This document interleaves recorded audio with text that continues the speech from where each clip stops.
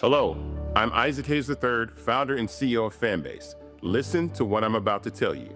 The window to invest in Fanbase is closing. We've raised over $10.6 million of our $17 million goal.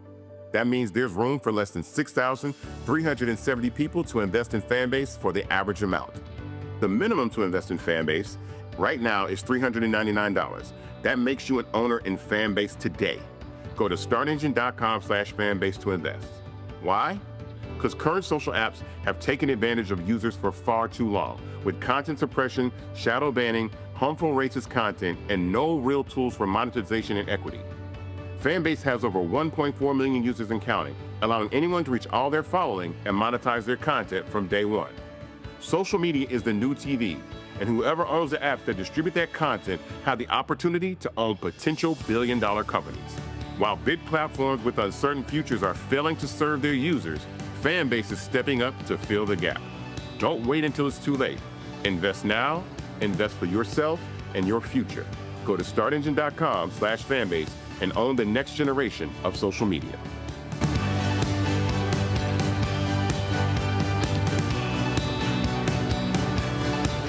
Folks, Black Star Network is here. Hold no punches! I'm real revolutionary right now. Support this man, Black Media. He makes sure that our stories are told. Thank you for being the voice of Black America, Roland. Stay black. I love y'all. All momentum we have now, we have to keep this going. The video looks phenomenal. See, there's a difference between Black Star Network and Black-owned media and something like CNN. You can't be Black-owned media and be scared. It's time to be smart. Bring your eyeballs home. You dig?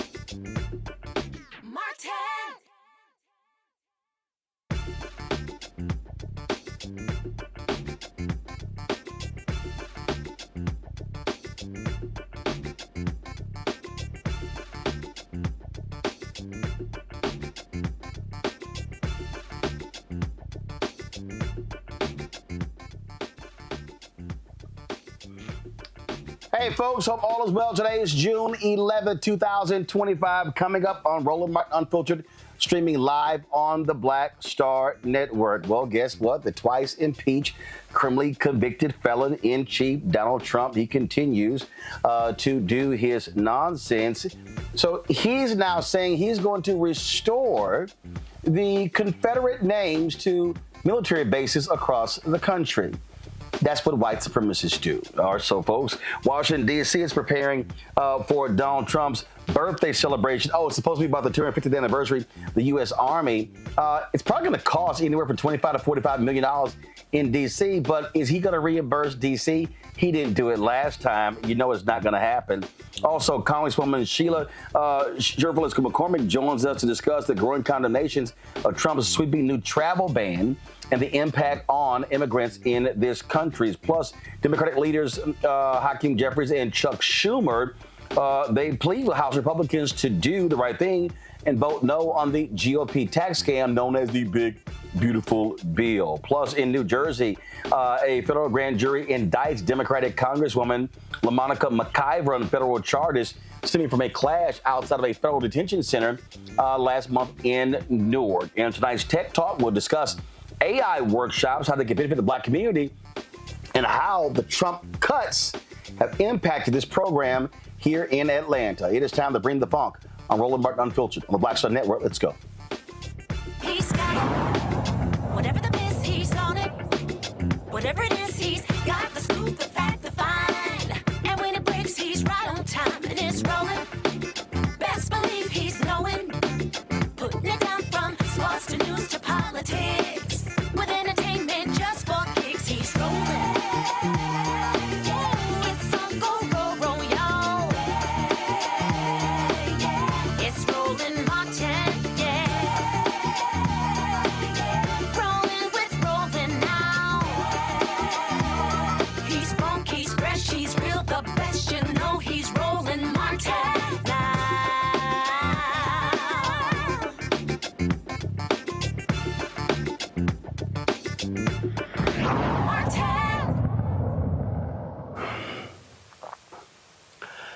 The tragedy of having an idiot in 1600 Pennsylvania Avenue means that we have crazy, ridiculous, insane public policy.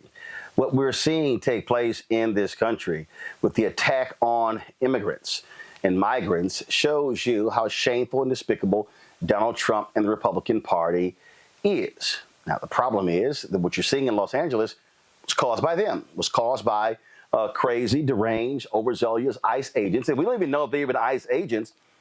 because they're hiding their faces and refusing to show ID. They are literally grabbing people off the street, not even providing warrants, sharing no information with their families. There are people who have been taken, who have been put behind bars, and their family members have no idea what has happened to them. That should not be happening in this country. But I need people to understand what we are seeing take place right now in Los Angeles. They want to do all across the country. Don't be mistaken by what you're seeing. They are coming to your city. They are going to be in Florida. They're going to be in Texas. And you're going to see these things happen over and over and over again. So just be prepared for this. Now, he also, of course, has moved forward with his travel ban. Remember, the first time it was a Muslim travel ban. Now he's targeting 12 predominantly African and Middle Eastern nations from entering the United States. That's what we're seeing from this fool. Last night, California Governor Gavin Newsom gave a televised address. He spoke for nearly 10 minutes talking about the shameful actions of Donald Trump. This is what the governor of the fourth largest economy in the world had to say. This past weekend, federal agents conducted large-scale workplace raids in and around Los Angeles. Those raids continue as I speak. California is no stranger to immigration enforcement, but instead of focusing on undocumented immigrants with serious criminal records and people with final deportation orders, a strategy both parties have long supported, this administration is pushing mass deportations, indiscriminately targeting hardworking immigrant families, regardless of their roots or risk. Donald Trump, without consulting California law enforcement leaders, commandeered 2,000 of our state's National Guard members to deploy on our streets, illegally and for no reason. This brazen abuse of power by a sitting president inflamed a combustible situation. He again chose escalation. He chose more force.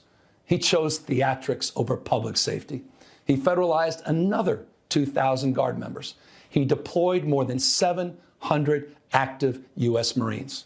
Today, we sought an emergency court order to stop the use of the American military to engage in law enforcement activities across Los Angeles. This isn't just about protests here in Los Angeles. When Donald Trump sought blanket authority to commandeer the National Guard, he made that order apply to every state in this nation. This is about all of us. This is about you. California may be first, but it clearly will not end here. Other states are next. Democracy is next.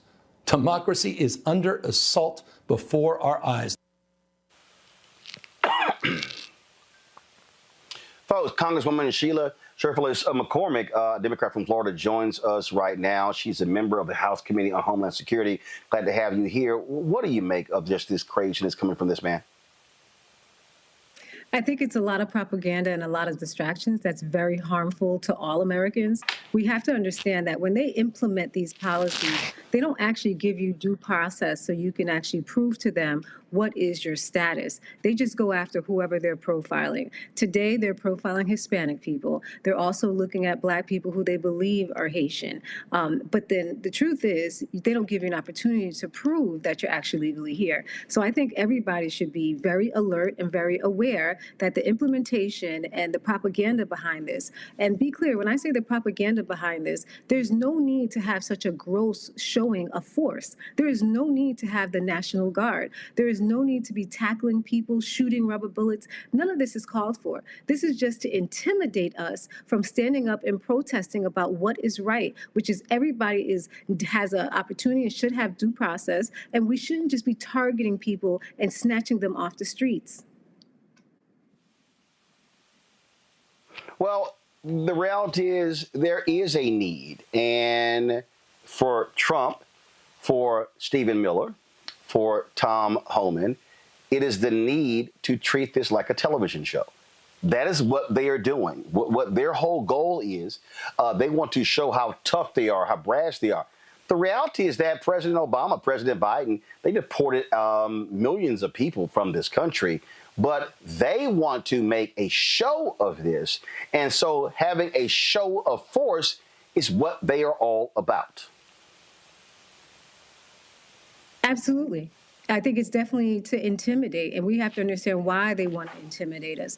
They want to intimidate us so we can be pushed into submission and to rubber stamp whatever their agenda is. But let's also be clear that there are people who are in this party who do want a culture war, and they are actually pushing us closer and closer to that, where they actually said, hey, the enemy is going to be black and brown people. The enemy are Haitian people. And the truth is, if you look at this total ban that they're instituting, Haiti has no reason to have a total ban. There has never been any kind of data that supports that Haiti has ever been violent towards the United States or any other country, or even supports that there's ever been any kind of national security threats. So this is just pretextual. And when you want to really look into it and see the racism that's behind it, Cuba has been designated as a country that's a terrorist country, but they have a partial ban, whereas Haiti has a full-blown ban, and it's never had any data to support such a thing. The second thing they talk about is overstay. The truth is the only overstay you have when it has with Haitian people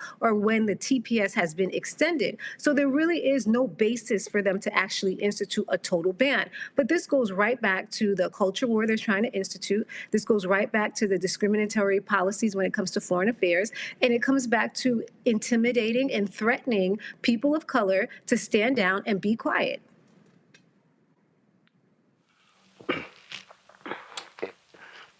What are the conversations like with your fellow Republicans on this committee? What are they saying?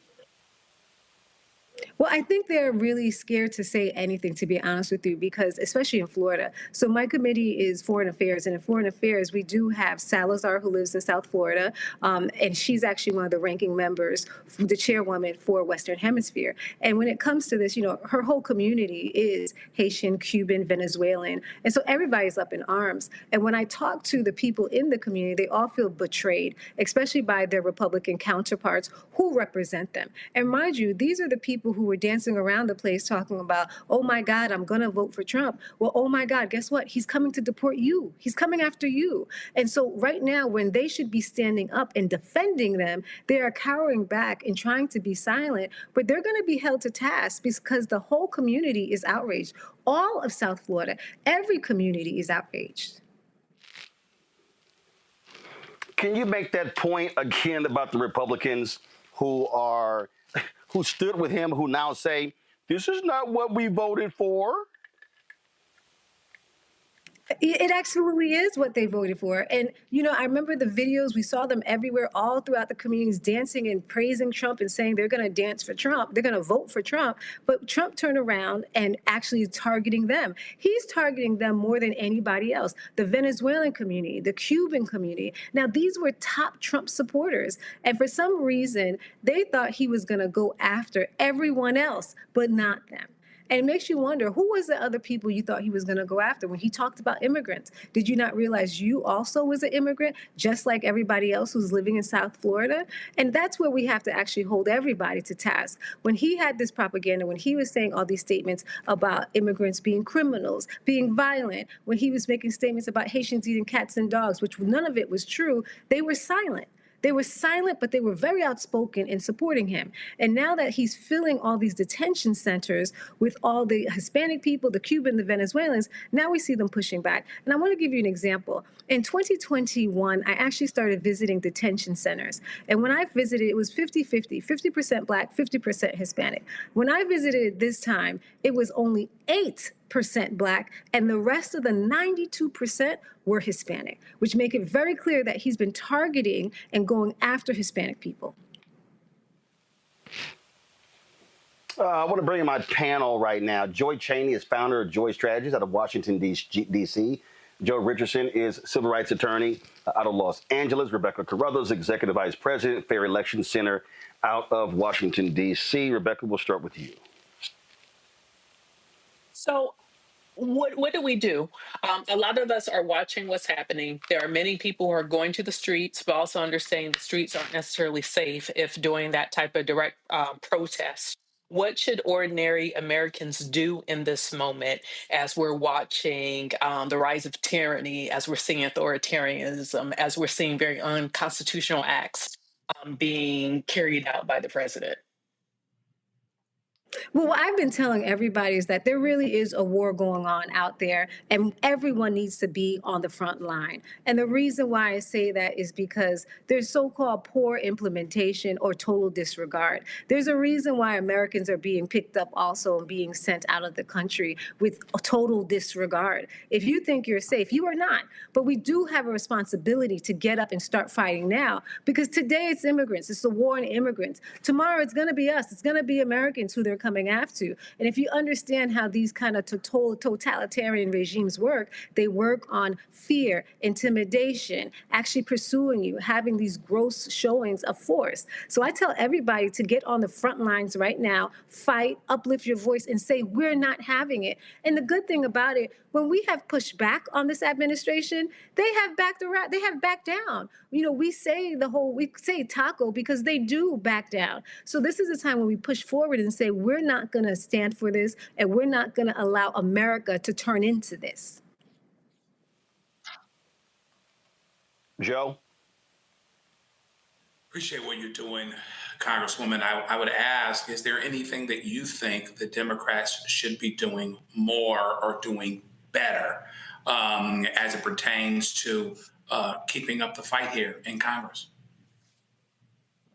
I think we just have to be more aggressive in the community. We've been doing a good job, I think, in Congress, fighting and pushing, but everybody has to be on the same page. And unfortunately, I think some people think that this immigration issue is not their issue, but it is everybody's issues, because the truth is, at night, we're all watching this, and everyone is terrified and everyone is disgusted. So when we all start talking in unison and saying this is not tolerable, this is not world leadership, and this is not making America great, then everybody will understand that the fight is ours, and that this is not just for a certain group.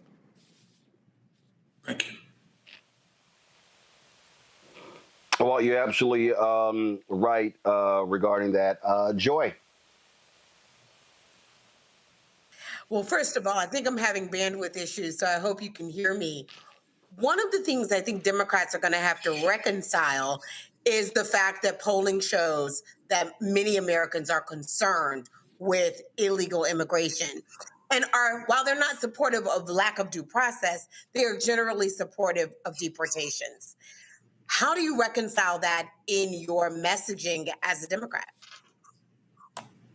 Well, I think it's very clear that we could talk about being in the United States as legal status, which we all agree. You know, you need to be legal. We don't really want people coming here illegal. But when you see people being tear gassed, when you see people being shot with rubber bullets, when you see Americans coming out there and protesting of having the National Guard out there, these are grotesque uses of force. And these are Americans who are protesting. That's when it becomes unacceptable. This is no longer an issue of illegality. This is an issue of, is this how we treat Americans? Is this how we even treat people who are foreigners or who are in this country? Because we have to distinguish the two. Many of these people are legally here. They're just targeting them. They're intentionally going to graduations where their parents are there to watch their kids graduating and grabbing them. Not saying, hey, we want to see you in court, but you're grabbing them in graduation. At some point, we have to say that this is inhumane and this isn't right. Tearing families apart in public, there's nobody right now who's watching this who wants this. And I think if we're silent, people are going to grow even more and more frustrated with our party, because this does not look like America. This should not be America. When I'm watching these videos, I had to ask myself, are we in a third world country? What country is this? Because this doesn't look like America. And it eerily reminds me of January 6th, where they were allowed to kind of break into our buildings and try to fight and overturn and try to hang Nancy Pelosi. And so we're losing control every single day. Every day, everybody's watching this and they're upset. So I think we need to be clear about what this is. Should this activity be happening in America? Should we be going after Americans who are protesting? And do we even value our First Amendment rights? Lastly, on that point, you've got Donald Trump threatening people, saying that if there are protests at his birthday military parade, it is not a celebration of the 250 years of the U.S. Army. It's really all about him. That he says protesters will be met with a major force. This man does not believe in the First Amendment. Absolutely. I think it's becoming clearer and clearer that the people who he respects, which we've already knew that he had respect for authoritarian leaders, that now he is acting like it. And this is when, as Americans, we're defining ourselves for the next decade. Do we believe in the right that you shouldn't be able to protest because you're going to be met with force? Absolutely not. That is not democracy. When you're silencing the media, when you're silencing people, when you're silencing protests, when you're silencing any opposition, that is what you call a dictatorship. Dictatorship 101. That's what this is. So I think every American must be engaged right now. Every American must know what you're looking at. And I think that's why some people are actually being a little bit on the sideline, because America really hasn't seen a dictator. I've seen a dictator. I've heard about dictators. My mother still has PTSD from growing up in Haiti, where she saw dictators target children, target protesters, and also target the media. And once they're able to silence everyone, that's when they actually start attacking the people more aggressively. And that's what we have to stop. All right, then. Congresswoman, we certainly appreciate it. Thank you so very much. Thank you for having me.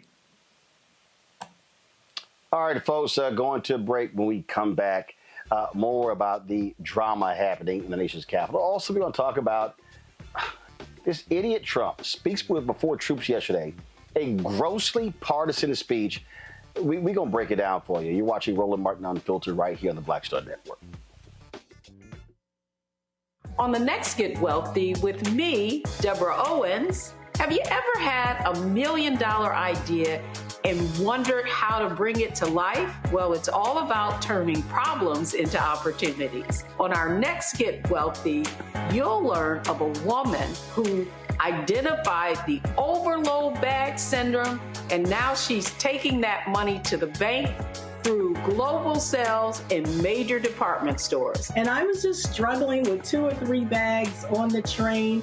And I looked around on the train and I said, you know what? There are a lot of women that are carrying two or 3 bags. That's right here on Get Wealthy, only on Black Star Network. This week on A Balanced Life, we're talking about single father parenting. You got it. Faith, family, and fatherhood. What does it mean to be a single parent father, spending time with your kid, whether it's a son or a daughter? Whether you ask for it, plan for it, or by tragedy or accident, you step into the role. I didn't take it as a woe is me moment or like, what am I going to do? It's like, matter of fact, I looked at it, I rolled up my sleeves and I said, hey, whatever it takes. That's all this week on A Balanced Life with Dr. Jackie here on Black Star Network. This week on The Other Side of Change. We are here talking about the unfortunate case of 30-year-old Adriana Smith, who was diagnosed and pronounced as brain dead at 9 weeks pregnant and is being kept alive by the state to carry this pregnancy out to full term without any input from her family. It's a really harrowing example of the lack of bodily autonomy we have in a post-war world, and we're going to dream bigger. Join us on The Other Side of Change, only on the Black Star Network.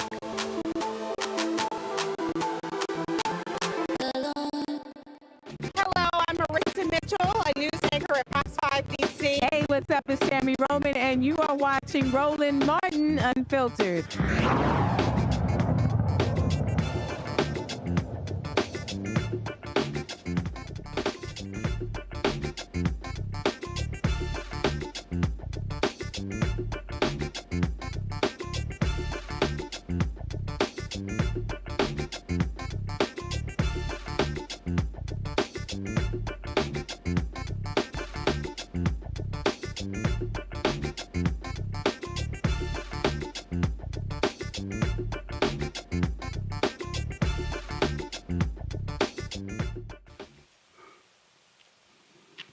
Folks, yesterday, the twice-impeached, criminally convicted felon-in-chief Donald Trump was in North Carolina at Fort Bragg speaking before American troops. Normally, when a person who occupies the Oval Office is speaking to American troops, they don't give partisan speeches because the military is not partisan. Yet yesterday, that's exactly what he did. He had these troops jeering at the media assembled. It was a gross speech. What was really shameful was this idiot talking about restoring the names of Confederate domestic terrorists to military bases. Now, keep in mind what happened here. Congress passed a law getting rid of these names, saying we don't want military bases named after Confederate white domestic terrorists. Well, Republicans didn't like that. Donald Trump really didn't like that. So he's been hell-bent on saying, no, we need to reverse that. Listen to this. For a little breaking news, we are also going to be restoring the names to Fort Pickett, Fort Hood, Fort Gordon, Fort Rucker, Fort Polk, Fort A.P. Hill, and Fort Robert E. Lee. We won a lot of battles out of those forts. It's no time to change. And I'm superstitious, you know, I like to keep it going, right? I'm very superstitious. We want to keep it going. So that's a big story. We just announced that today to you for the first time. They said, why didn't you wait till Saturday? I said, I can't wait. I got to talk to my friends here today. This is a record crowd. You know, you never had a crowd this big. That's an honor. You think this crowd would have showed up for Biden? I don't think so. I don't think so. I don't think so. Maybe I'm wrong. Maybe I'm wrong. Yeah, you are wrong, and you're shameful and despicable. But let me tell you what they're doing. They're not reverting back to the Confederate names. What these racists did was go find other soldiers that had the same last name as the Confederate folk and then renaming it after them. These people literally are stupid, Joy. They're stupid. They're stupid, and they're also very racist. That is what's happening here. And I'm going to be honest with you. What was most concerning wasn't Donald Trump. It were the claps and the cheers and the jeers from the audience. We have a problem here, and it's not just Donald Trump. We spend so much time on him. But the fact of the matter is we have a racist populace. I don't think they're the majority of people, but there is a defining number of people out there who are bigoted against racial and ethnic minorities, against women. They're misogynist and sexist towards women, of course, sexual orientation minorities as well. And as a nation, we're going to have to talk about that. Why is that? Why has that been allowed to take hold? You know, I'm sure, you know, some of us have, you know, there's some blame in terms of the way we communicate with people. I think that folks have been left behind, which makes them privy and prey to this type of thinking. But a lot of the racism and bigotry that we falsely thought had subsided was really just lying dormant. It is a cancer. And we need to be talking about that in our churches and in our personal relationships. And, you know, for those of us who have relationships with Republicans, our neighbors, we need to be, who are these people? Where are they? Where does it come from? And whose onus is it to fix it? And I think it's white Americans' onus. So we need to figure out that part, because these people are going to be there once we get rid of Donald Trump in 4 years and neutralize him politically in 2. And I believe we will do that. We still have a populace of people who will be dormant again. That's a problem. But Rebecca, these people have not been left behind. They want to go back to where it was. Let's be real clear. They ain't been left behind anywhere. They don't like where we are going. You know, the interesting thing is the rank and file of the military is extremely diverse. It's overwhelmingly Black and brown. And so even though we saw visually look like all white people behind Trump, white military folks behind Trump when he made that announcement, these people are going to FAFO. They're going to F around and find out. You can't just show up to a base talking that stuff and don't think that you're not going to get handled. So he could say what he wants to say. He could try to be cute and clever by reverting to those last names that represent racist Confederate traitors to this country. He could do all those things. Every president has the ability to name and rename different military installations. At the end of the day, though, all of these people who think that they're Trump, they think that they're big and bad. people are going to reach the breaking point in this country where the normal everyday racists can't go up to Black people and say these things. They're going to find out real fast. And so what I'm concerned with what I'm very concerned with in our country is that the temperature is steadily being turned up. And to what point is this president willing to keep turning the temperature up? What is it that he wants? Does he want a full-out civil war? Does he want to incite violence? Does he want to have some type of coup? Does he want to have worse happening in this country? Because people are tired. Just everyday life is so hard now. It's very expensive for people, and people are feeling that. And I am really curious, to what end is Trump willing to go? Because I don't think the population in this country is willing to go down the path that he wants to take this country down. Joe? Yeah, I think you'll reach a breaking point. He's not very thoughtful in terms of what it is that he's trying to do. You know, divide and conquer can only go so far, particularly when fundamentally, at the end of the day, you are in the process of being outnumbered if you're not outnumbered already. Can you, to Rebecca's point, keep turning the heat up? Eventually, you can turn the heat up, and everything around it is going to burn. Everything around it, there's going to be pressure, and there'll be people going back and forth. There'll be people that aren't, that aren't enamored with the Republican Party, or maybe they aren't enamored with the president for a different host of reasons. But a lot of it, I believe, will eventually come bearing down on him and bearing down on them. And so they really do have to decide how much they want to go through and what it is that they're trying to do. And ultimately, you're cutting off your nose to spite your face when you're just turning people against each other. And you think, it's interesting. Something is happening here.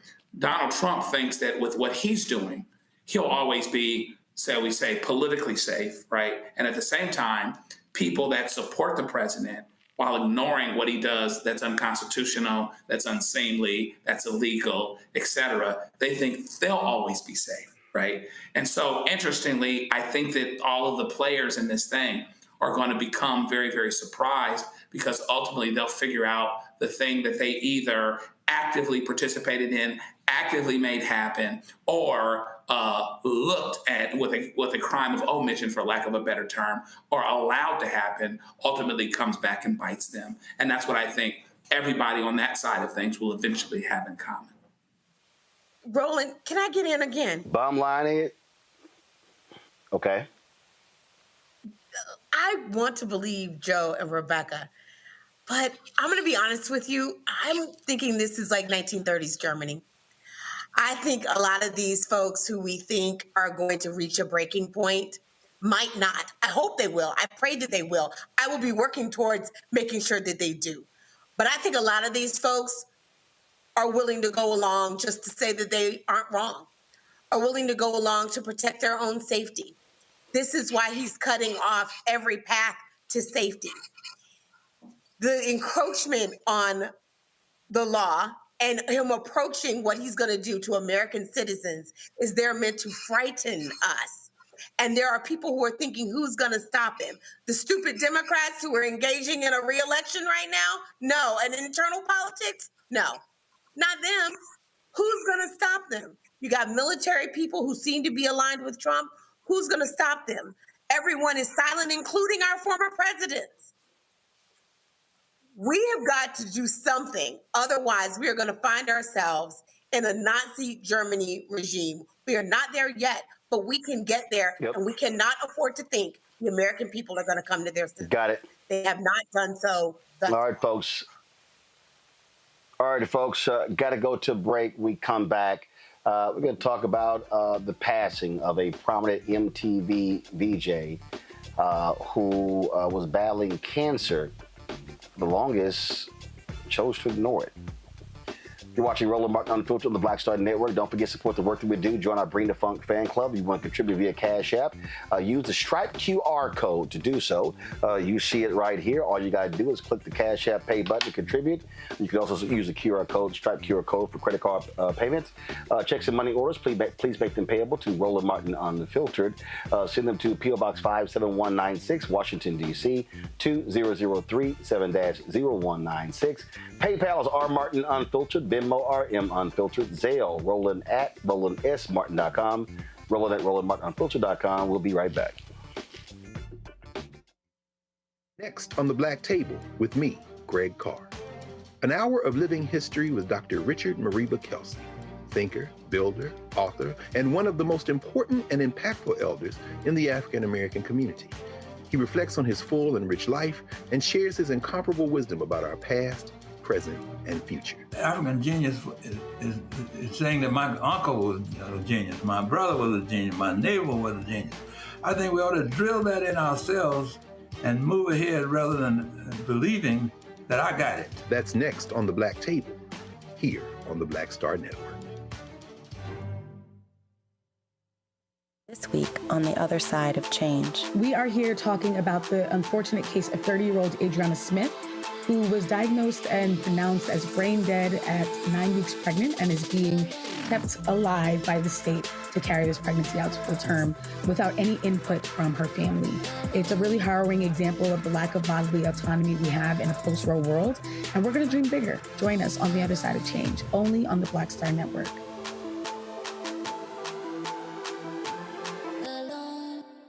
Bruce Smith, creator and executive producer of the Proud Family, Louder and Prouder, and you're watching Roland Martin Unfiltered.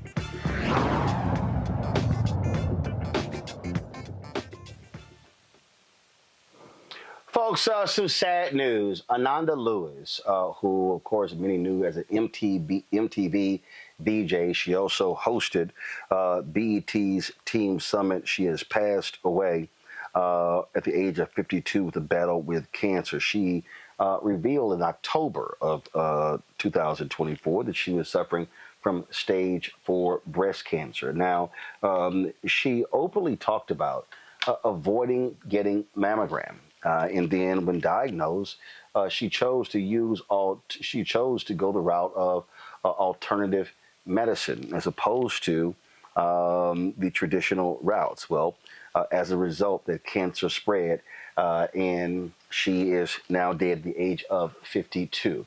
I had the opportunity to meet Ananda a couple of times. She was an amazing sister, extremely focused in media. Remember, she had a syndicated television show. So many people, watched her, saluted her. But Rebecca, folks were just shocked and stunned. And she later admitted it was a massive, massive mistake to ignore this thing that was growing inside of her. And after she was diagnosed with stage 4, she implored women to get checked, to get mammograms, things that she didn't do. And so it was heartbreaking to see this story of her choosing not to deal with it. And then by not dealing with it and ignoring it, her cancer spread. And now she's dead at the age of 52.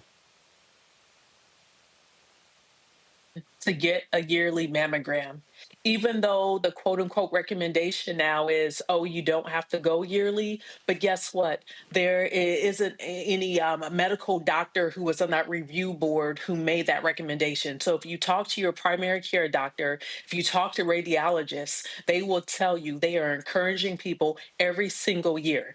And also Black men also need to go in as well, because Black men can also get breast cancer because it's the breast tissue. You don't have to be a biological woman in order to get breast cancer. Go every year. Some of the guidance says, okay, you go your first time at age 40, especially if you don't have a family history. Well, guess what? The number of Black folks who are getting diagnosed with breast cancer do not have a family history of breast cancer. So make sure you're doing the preventative care. Many insurance companies will pay for you to get an annual single mammogram. When my mom used to get it, it used to hurt a lot more, but technology has increased. You could get 3D mammograms. If you don't have insurance, there are many community organizations that has a free mammogram mobile that will go throughout the community, will show up to different events, your local library, but please get tested. I know that we have all sorts of crazy people in this administration who are trying to say that science doesn't matter. It does matter. This is the difference between life and death. I can't tell you what to do once you get tested. I can't tell you what treatment to observe, but get tested. Her sister, Lakshmi Imuri, announced on her Facebook page her passing. She said she's free and in his heavenly arms, and then a series of broken hearts, Lord rest her soul. And I'm reading several stories here saying that what's really crazy here, Joy, her sister's a physician. Ananda was diagnosed in 2020 with breast cancer. And again, she gave interviews talking about how she literally ignored it. She ignored it, did not want to deal with it, and then chose to go the route of alternative medicine. And clearly that did not result in her being saved. Yeah. So, many people have an experience with cancer. I'm not alone, but I am a cancer survivor. Thyroid cancer, you can't see it, but my scar is on my neck, and I am a survivor, and I had a great outcome. Many of us don't get screened, and we don't get checked because we are afraid of a bad outcome. But with cancer, as with many diseases, the earlier you found out, the better the outcome. And most people have successful outcomes and live the fullness of their lives. Please don't be ignorant. What you don't know can hurt you. You must go get screened, not just for breast cancer. If you're a man, breast, but also prostate cancer, and for all other types of cancer. And having a primary care physician is central to that. And the other thing you have to do is make sure your politics align with your health. The big, beautiful bill that's out there is looking to cut Medicaid, looking to cut off funding to Planned Parenthood, where many people get their mammograms done for free or heavily discounted rates. And of course, with Medicaid, many people can get those screenings done who need that kind of care and that kind of insurance. So make sure that you are caring for yourself, both health-wise and also policy-wise. Your life depends on it. It's a real shame that she was not able to live and survive this, and the world is robbed. But at least she was honest about it and sharing the mistake that she made. Herbal teas will not do it. Let me repeat, and that's to the people in my family who believe that foolishness. Herbal teas won't do it. But that doesn't mean you have to have the most invasive process. What you need to do is go to a primary care physician and let your physician guide you in consultation with other medical professionals, and you can get a second opinion. There was a story that ran at essence.com. I'm going to control room. Y'all could pull that up on your end. I'm sending it to you right now. It was in the January-February issue of Essence magazine where she wrote a particular piece, and she talked about being in the shower in December 2018, feeling a lump in her breast. And then she talked about then going in 2019 and then revealing to her exactly what was going on. And it was a very fast-moving, aggressive form. And then what she said that she chose to take a different route. She said, I dove into the research and learned that environmental and lifestyle factors influence 90% of what causes cancer. So I stopped drinking alcohol. I stopped consuming sugar. I did a cleanse to get the buildup of toxins in my body out. I began to shift the way I managed stress. My goal was to do things that supported my body's ability to continue to be whole enough to heal instead of destroying it up front. I also couldn't figure out how to fit the double mastectomy, the full chemotherapy, and potentially the radiation they were telling me to have into my already overwhelmed life. More importantly, these methods went against what I believed was right for my body. She talked about doing high doses of vitamin C, followed by hyperbaric chamber sessions, exercise, energy work, prayer, and diet changes, all while managing the stress of ending a 10-year relationship with the man I loved, my son's father. And then she talked about in January 20, what took place, that COVID hits, all these different things. And so again, she talks about all these things. She says, I did like cryolibation, an FDA-approved procedure that injects gas into the tumor to kill cancer cells by freezing them. I did genetically targeted, fractionated chemotherapy. I also started acupuncture to help bring my red blood cells back up when chemo would drop them too low. I tried a cutting-edge drug that boosts the local immune system in the tumor. I even did apheresis, where they pulled my blood out pint by pint, cleaned it of toxins, filtered it, and put it back in my body. All these things were part of a layered approach. Cancer is attacking the body from a lot of different directions. To be truly effective, you have to attack it the same way. When I left Arizona in December, I had gone down from stage 3 to stage 2. The cancer was out of my lymph nodes and the tumor significantly reduced. And so then she talks about, what this all meant. And in terms of, how it changed here. But the reality is those things simply did not work, Joe. They did not. And the fact of the matter is that lump in her breast canceled everything out she was thinking about doing. I loved Ananda because when you pay attention to the talk show space, those of us that patterned ourselves after Arsenio Hall, we saw who got talk shows. We saw who was hosting shows. And of course, I watched Ananda from BET to MTV to her own show. And I'll tell you a personal story. When I was 16 years old, I started having blood discharges, and I didn't know why. And I was scared, and I didn't go to the doctor. And when I went to the doctor, I wasn't completely honest. And so it took me a year to finally get the colonoscopy based on my admitted symptoms. And I was diagnosed with ulcerative colitis. Look it up. A lot of people know about Crohn's disease. Crohn's is from the rooter to the tutor, as it were. The colon, when the colon itself is inflamed, it's ulcerative colitis. I've been having colonoscopy since I was 16 years old because I'm at higher risk for cancer. Fortunately, as they go, I've had a, quote, easier ride, never too severe medication. I told you guys last week that. And no surgeries. But that being said, there are so many men. Let me talk to the fellas now. We talk to the ladies quite a bit about breast cancer. Let me talk to the fellas about their manhood not letting them get their prostate checked, their manhood not letting them get a colonoscopy once they turn 45 or 50. Colon cancer, you are going to be able to resolve 90% of the time if you catch it early.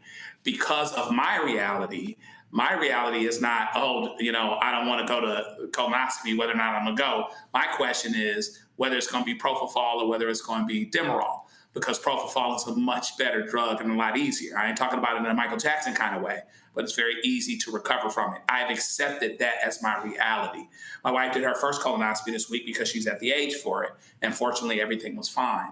But we gotta do the things that allow us to deal with preventative, right? All of the things that Ananda was talking about doing, we're doing, relieving stress and all this other stuff. All of that's fantastic. But once there's a lump in your breast, that doesn't mean that you don't test. That doesn't mean that you don't do the things that you need to do. And I'm not standing in judgment of her or anyone else, but I'm particularly talking to the men because a lot of times our manlyhood tells us not to do these things. I had an uncle who was very dear to me, my Uncle Rodney, the heart hurts me. He knew he was sick, but didn't want to get biopsy, didn't want to get tested. And by the time he finally got tested, he had cancer all over him.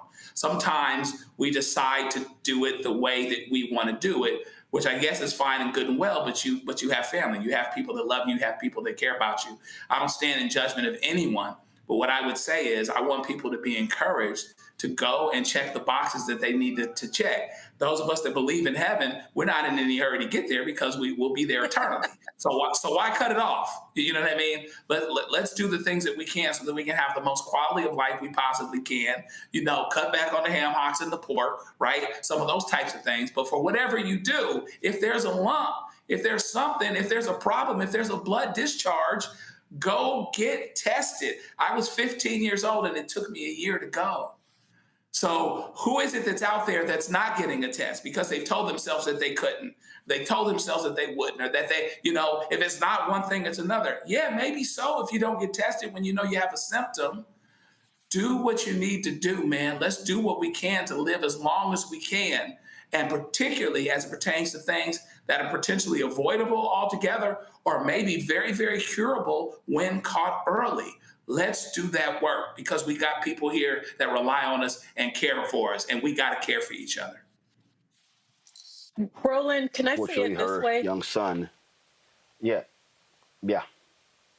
Modern disease requires modern medicine. On this show, we talk about policy, we talk about environmental racism, we talk about how in Black communities across this country, there are higher rates of cancer because there are electric and utility transformers in our neighborhoods. We talk about how in South Memphis, Elon Musk, AI, and data center is housed there, and that increases the rates of cancer. We talk about in parts of Houston, we talk about in parts of Baton Rouge and New Orleans, in Fisherman's Paradise, where there is an increase of petrochemicals that leads to diseases. So we're seeing a lot of new diseases that our ancestors didn't have to deal with 1,000, 2,000, 3,000 years ago.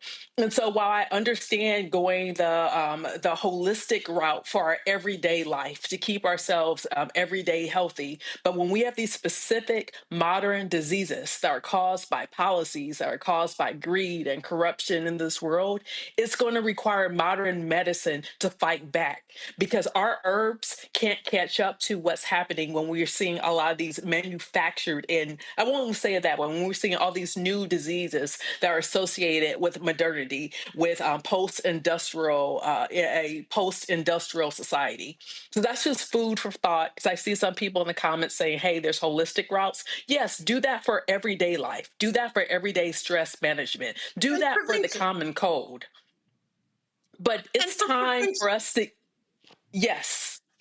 But it is time for us now to have that understanding. For those of us who are of faith, pray over your medicine. My mother, in particular, she died prematurely. Had there been more cultural competence around her health team, had she actually followed some of the protocol, I very much believe she would be alive today. Taking medication, going to the doctor is not a testament of your faith. Take the pill when you need to take that pill, and you pray over it. But at the end of the day, pray over the pill and then take it. Faith without works is dead.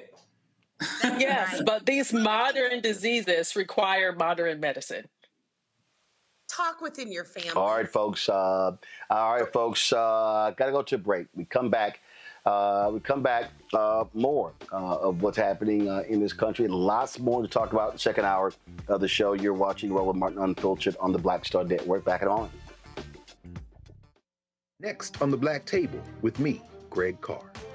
An hour of living history with Dr. Richard Mariba Kelsey, thinker, builder, author, and one of the most important and impactful elders in the African American community. He reflects on his full and rich life and shares his incomparable wisdom about our past, present, and future. African genius is saying that my uncle was a genius, my brother was a genius, my neighbor was a genius. I think we ought to drill that in ourselves and move ahead rather than believing that I got it. That's next on the Black Table, here on the Black Star Network.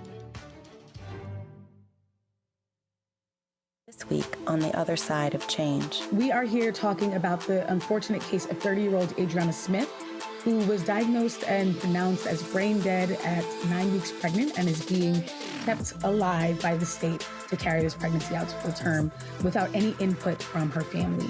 It's a really harrowing example of the lack of bodily autonomy we have in a post-Roe world, and we're going to dream bigger. Join us on the other side of change, only on the Black Star Network.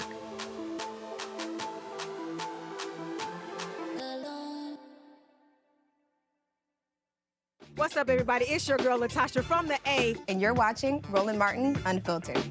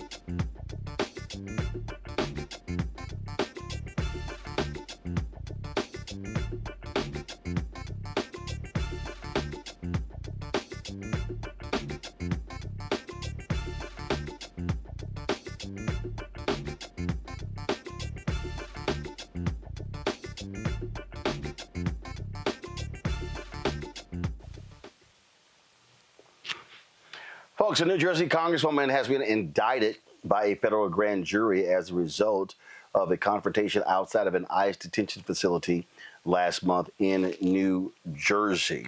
LaMonica McIver, who represents New Jersey, and two of the members of Congress, along with Newark Mayor Ras Baraka, they were visiting Delaney Hall to conduct federal oversight of the 10,000-bed detention center. During their visit, a scuffle with law enforcement took place, resulting in assault charges against McIver and Baraka's arrest for misdemeanor trespassing charges. Now, they dropped the charges against Baraka. New Jersey U.S. Attorney Alina Habba posted this on social media about McIver's indictment, saying today a federal grand jury seated in Newark, New Jersey, returned a 3-count indictment charging U.S. Representative LaMonica McIver with forcibly impeding and interfering with federal law enforcement officers. This indictment has a maximum penalty of 8 years for count 1, additional maximum penalty of 8 years for count 2, and a maximum penalty of 1 year in prison for count 3. As I've stated in the past, it is my constitutional obligation as a chief federal law enforcement officer for New Jersey to ensure that our federal partners are protected when executing their duties. While people are free to express their views for or against particular policies, they must not do so in a manner that endangers law enforcement and the communities those officers serve. Today's decision about the grand jury is the next step in a process that my office will pursue to a just end. Well, McIver released her own statement, and she said, the facts of this case will prove I was simply doing my job and will expose these proceedings for what they are, a brazen attempt at political intimidation. The indictment I no longer justified the original charges, and is an effort by Trump's administration to dodge accountability for the chaos ICE caused and scare me out of doing the work I was elected to do. But it won't work. I will not be intimidated. The faces are on my side. I will be entering a plea of not guilty. I'm grateful for the support of our community, and I look forward to a day in court. I mean, this is sheerly just pure silliness, Joe, on the part of Trump. But what they want to do is they want to intimidate a member of Congress from doing their oversight duty, and they've been blocking doors, shutting members out all across the country. Yeah, take her, make an example out of her. They don't go after Baraka, but they go after her instead. The other day, Maxine Waters was trying to get in and do oversight and see some of the people that had been detained.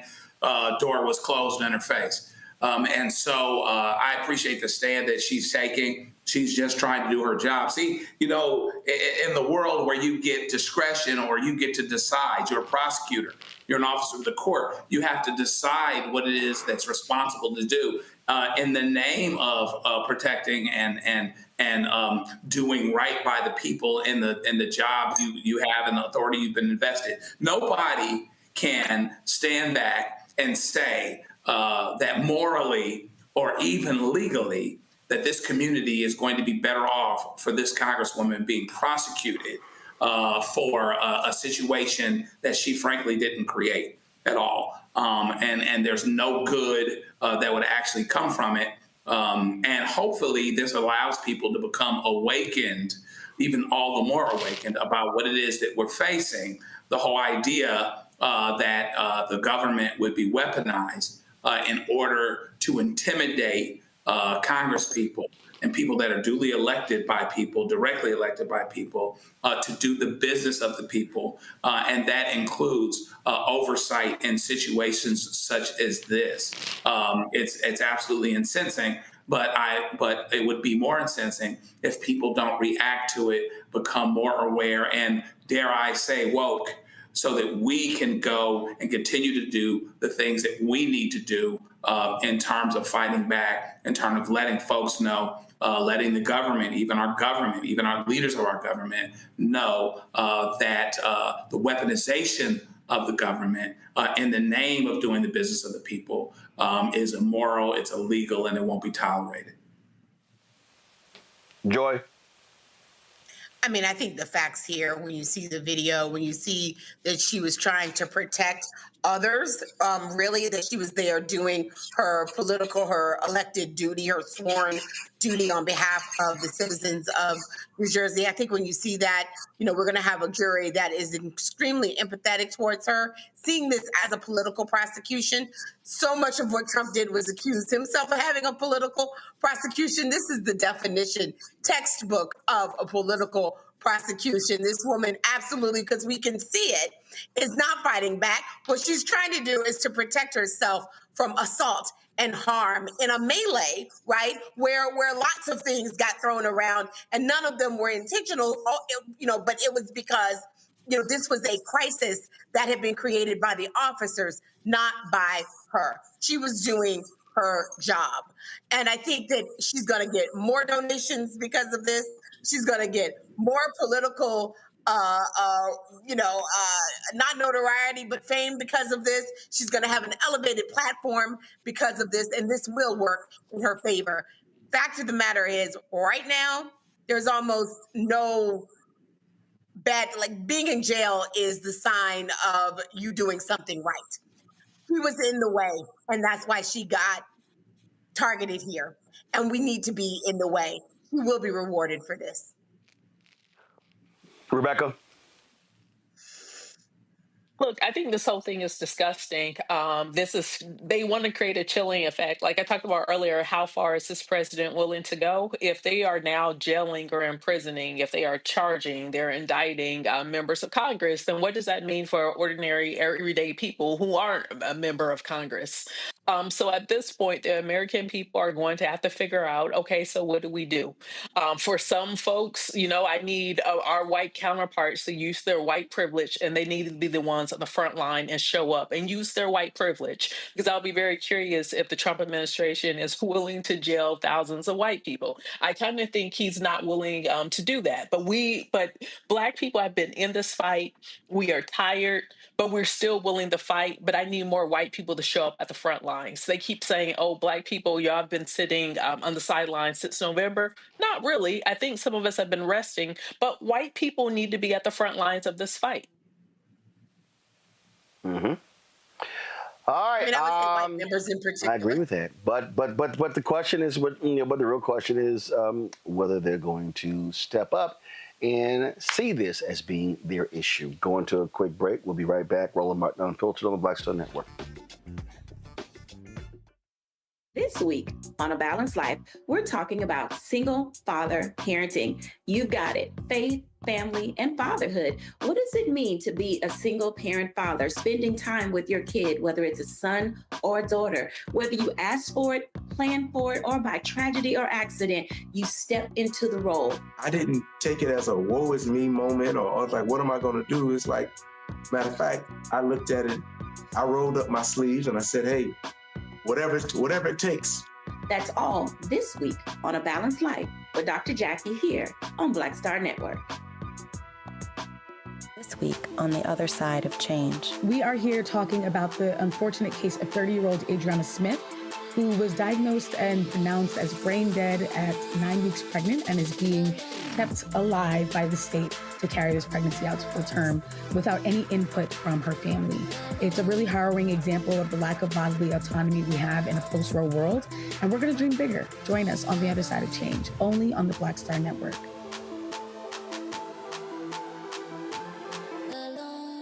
We begin tonight with the people who are really running the country right now. Now, Trump is often wrong and misleading about a lot of things, but especially about history. Donald Trump falling in line with President Elon Musk. In the wake of the unsettling news that MSNBC has canceled Joy Ann Reid's primetime show, The Readout, Roland Martin and the Black Star Network would like to extend an invitation to all of the fans of Joy Ann Reid's MSNBC show to join us every night to watch Roland Martin Unfiltered, streaming on the Black Star Network for news, discussion of the issues that matter to you, and the latest updates on the twice-impeached, criminally convicted felon-in-chief Donald Trump and his unprecedented assault on democracy, as well as co-president Elon Musk's takeover of the federal government. The Black Star Network stands with Joy Ann Reid and all folks who understand the power of Black voices in media. We must come together and never forget that information is power. Be sure to watch Roland Martin Unfiltered weeknights, 6 p.m. Eastern at youtube.com/Roland S. Martin or download the Black Star Network app. Next on the Black Table with me, Greg Carr. An hour of living history with Dr. Richard Mariba-Kelsey, thinker, builder, author, and one of the most important and impactful elders in the African American community.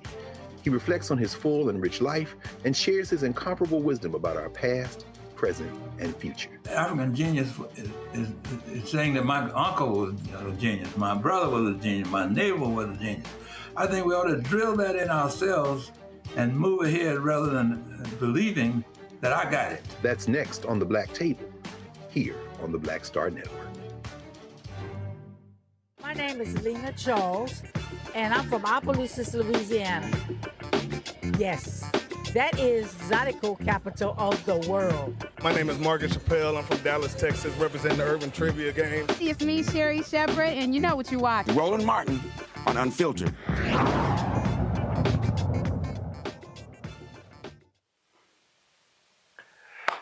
Senator Chuck Schumer, House Leader Hakeem Jeffries joined forces today in a joint news conference condemning the Republicans' what they call GOP scam bill. Here's what Jeffries had to say. It's an honor and privilege to be joined today by Leader Chuck Schumer. We've been working closely with Leader Schumer and Senate Democrats in a unified way to stop the Republicans' one big ugly bill from ever becoming law. Later on today on the House floor, Republicans will have an opportunity to stop the GOP tax scam and address the concerns that have been raised by dozens of House Republicans with respect to the damage that the one big ugly bill will do to everyday Americans. The GOP tax scam represents the largest assault on health care in American history. More than 16 million Americans will lose access to health care in the United States of America as a result of the one big ugly bill. Hospitals will close, nursing homes will shut down, and people will die because they'll lose access to the medical care that they need. Tens of millions of additional Americans will pay higher premiums, co-pays, and deductibles. There are more than a dozen House Republicans who have indicated that they don't support cutting Medicaid for the people that they represent. Those House Republicans have a chance to stop this bill from even being sent over to the United States Senate by voting no on the rule today. Other House Republicans have indicated that they don't support the cuts to the clean energy tax credits that have generated jobs and economic opportunity in their communities. Yet somehow, mysteriously, they voted for the one big ugly bill a few weeks ago, but now these House Republicans have the ability to stop the GOP tax scam from being sent over to the United States Senate. It's strange to me that you have Republicans who voted for a bill that they apparently dislike and then publicly sent a letter to their Senate Republican colleagues to say, stop these provisions from ever becoming law. I mean, that's the height of irresponsibility. Vote yes and then hope for the best. No, you have a job to do in the House of Representatives. And now you have a second chance to actually stop this one big ugly bill and the provisions that you disagree with, whether that's the cuts to Medicaid or the cuts to clean energy tax credits or the prohibition against regulating artificial intelligence across all 50 states, or the aggressive overreach that many Republicans have complained about in terms of trying to strip away the ability of federal courts to issue contempt orders against an out-of-control executive branch. Every single one of those Republicans, dozens of them, now have an opportunity to actually act responsibly, vote no against the rule that will be on the floor of the House, and stop the GOP tax scam from even going over to the United States Senate. I'm thankful again for the leadership and presence of Chuck Schumer. It's now my honor to yield to him. Thank you. It's great to be back here in the House, and I want to thank Hakeem for the great job he has done and constantly does against this big, ugly bill. Now, as Republican Congress members went home after voting for the bill, they got a huge amount of flack because the more the public knows about this bill, the less they like it. And so many of them said, well, I didn't like that part. I didn't like this part. I didn't even read the bill, some of them say. Well, now is their opportunity to make the changes that they told their constituencies that they don't like in the bill. The bottom line is, what is a Congress member's core power embodied in the Constitution? The power to vote. And they ought to exercise that power to vote this afternoon, because it's a unique opportunity to change this bill.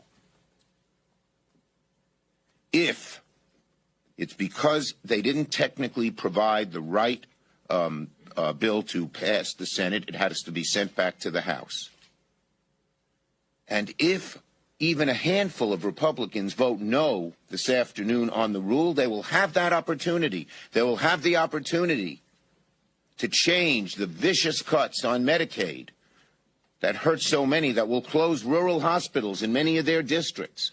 They have the opportunity to restore the tax credits on clean energy, because if they don't, it's going to affect their districts. At least in the Senate, 70%, 75% of the clean energy projects are in Republican states. And I imagine it's not that dissimilar in terms of districts. If they want to stop the vicious cuts to SNAP, if they want to prevent the billionaires from getting tax credits, whatever they went home and told people they didn't like. And a few of them said they didn't even read the bill. And many of them whispered to each other, we didn't know this was in the bill, particularly on the energy tax credits, which was done at the dark of night because Chip Roy and his right-wing Texans just have a religious hatred of clean energy. So now's the time. This is a golden opportunity. If they really mean what they say and they want to change the bill, this is their golden opportunity. Don't throw the key away. Don't shrug your shoulders a second time and say, well, there were things I liked in the bill and didn't like. This is the chance to change it. And I say, and we say, to every Republican Congress member, this vote shows if you're real when you said you want to scale back clean energy, when you said you don't like the Medicaid cuts, when you said the SNAP cuts are too deep, when you said the court's powers of contempt should not be taken away. If you're real about it, if you're not just BSing your constituents, vote no, and then you have an opportunity to change the bill. Rebecca, do you believe that how this presentation resonates? Is there a different way that Democrats should be highlighting the crazy, nonsensical, outlandish things in this bill? Yes. I mean, no one's really going to be moved by anything that Chuck Schumer says at this point, right? That's not compelling TV. It's not compelling news. They have to take this fight out to the public. They need to show up in districts and they need to go through and list, this is the community hospital that will be shut down if this bill passes. They need to go line by line, like show up to Tennessee. As much as Marsha Blackburn always used to talk about, how all the great things that TennCare is doing, talk about how TennCare is going to be undermined, it's going to be decimated. And I think it's over half of kids in Tennessee use TennCare, aka Tennessee's Medicaid. Talk about it, call it out. But just like whatever it is that the minority leader was trying to do, to me, that's not effective. Like, I'm going to be honest, even listening to Chuck Schumer, I kind of tuned out what he said. Like, I heard him talking, but then I didn't even really focus. And I'm someone who is locked in to these public policy issues.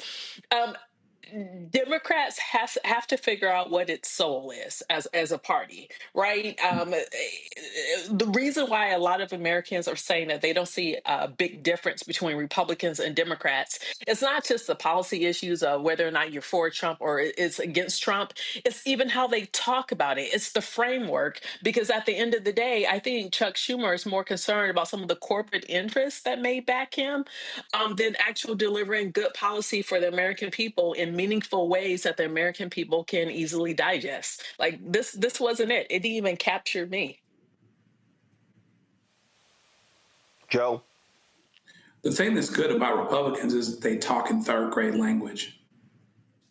And we got to get better at speaking to people in a way that meets them where they are. Now, we can have this whole discussion, oh my God, we shouldn't have to talk, that low, be that simple. No, you can speak in complete sentences, not undermine anybody's intelligence, and talk in a way that's revelatory for people that know a little bit more, that are a little bit further along. Somehow, some way, the travesty here is that people don't seem to understand that Democrats actually, most programs that they come to rely on, most things that they have in their lives that are any good for working class people came from Democrats, almost always.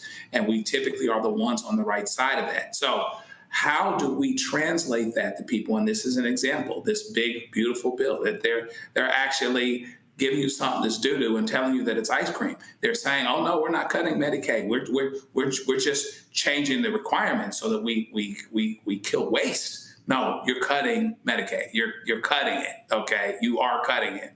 How do we make sure that we get that to people in precise language so that they stop voting against their own interests?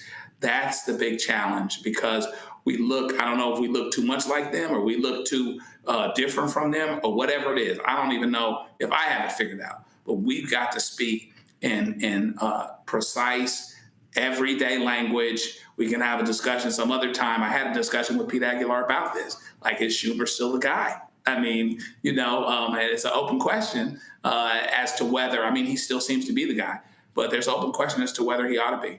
And so we have to talk about this and make sure we break this down to people in a way that they can understand and give them something that they can get behind so that there's less smoke and mirrors, and so that what is being portrayed is truly the reality, that we are the good guys as it pertains to a policy standpoint, and that should really be coming across. Joy? All right, look, all that is fine, but this is about legislative time. This is legislation. We need groups who are on the ground. It's great that they are protesting. That's wonderful. But we need them to pick up the phone, get on their email, and write their members. If they are a citizen in that district, they need to call their member of Congress, especially the Republicans, but also the Democrats. If you want to help Chuck Schumer, if you want to help Hakeem Jeffries, you have to give incentive to the members of Congress that they are trying to appeal to. I agree, it looks pretty feckless. I agree That, you know, we can ask questions about, do we have the right leadership for this time? That is not what is of issue right now. What we need are enough people calling. I've been a Senate Chief of Staff. What we care about is how many people thought enough of this issue to call in and to make their voices known. That's how they're measuring it. How many people are concerned about rural hospitals closing? How many people are concerned about the fact that work requirements, we already know this from when they've been implemented in other states, actually cost more than they save and kick people off the rolls. They do not do what you might think they do. How many people know that people will be kicked off Medicaid, that it will be more difficult for women to get the maternal health that they need? How many people know that? That's our focus, along with all of the other problems in the bill that are not healthcare related. This bill kills people, and it does it so that it can give tax breaks to the wealthiest Americans, to an oligarchy that is undermining our democracy. Those are the basic facts. Well, but you got to get on the phone. You have to do that. If you're not doing that, you aren't doing shit, and I don't want to hear about it. Right. All right, folks, hold tight 1 second. We come back. We're going to talk about a program, a stem cell AI program out of Georgia, being greatly impacted by cuts in federal aid. You're watching Roland Martin Unfiltered on the Black Star Network. This week on A Balanced Life with Dr. Jackie, we're talking faith, family, fatherhood, and the pathway to reentry. Most of us, in some way, shape, form, or fashion, have had someone in our lives, whether it was a grandfather, a father, an uncle, a brother, or a cousin, who has been incarcerated or justice impacted. What does that look like in rebuilding family and relationships? What does it look like for us to be able to have substantive conversations, come to the table, love on each other, while at the same time get it all out in the open so that we can begin a new journey together? You know, the last thing you want is, in the midst of trying to piece your life back together, for home to not be a comfortable place. That's all next on A Balanced Life with Dr. Jackie here on Black Star Network.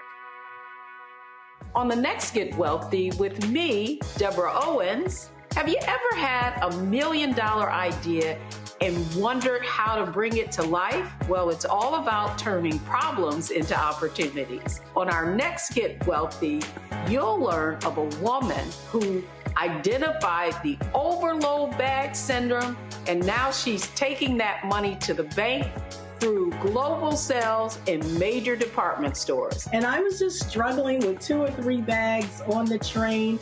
And I looked around on the train and I said, you know what? There are a lot of women that are carrying two or 3 bags. That's right here on Get Wealthy, only on Black Star Network. This week on the other side of change. We are here talking about the unfortunate case of 30-year-old Adriana Smith, who was diagnosed and pronounced as brain dead at 9 weeks pregnant and is being kept alive by the state to carry this pregnancy out to full term without any input from her family. It's a really harrowing example of the lack of bodily autonomy we have in a post-Roe world, and we're going to dream bigger. Join us on the other side of change, only on the Black Star Network.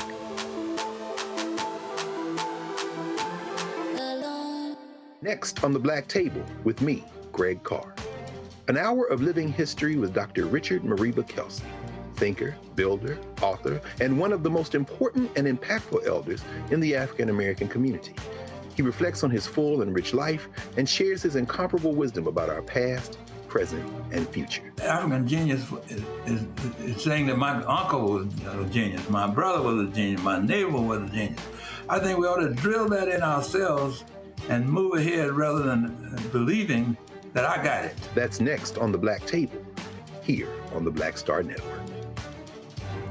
Hello, we're the Critter Fixers. I'm Dr. Bernard Hodges. And I'm Dr. Terrence Ferguson. And you're tuned in to Roland Martin Unfiltered.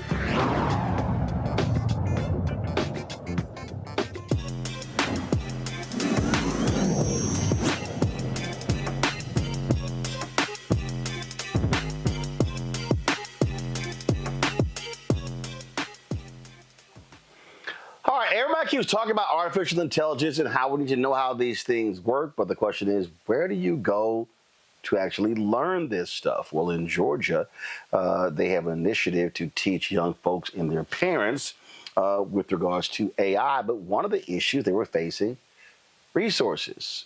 Cuts to federal grants has impacted a program in Georgia. Joining us now is Valerie Mackey, the CEO of Right Now Solutions. Cassandra Curry, the director of Westside Works Career Rise.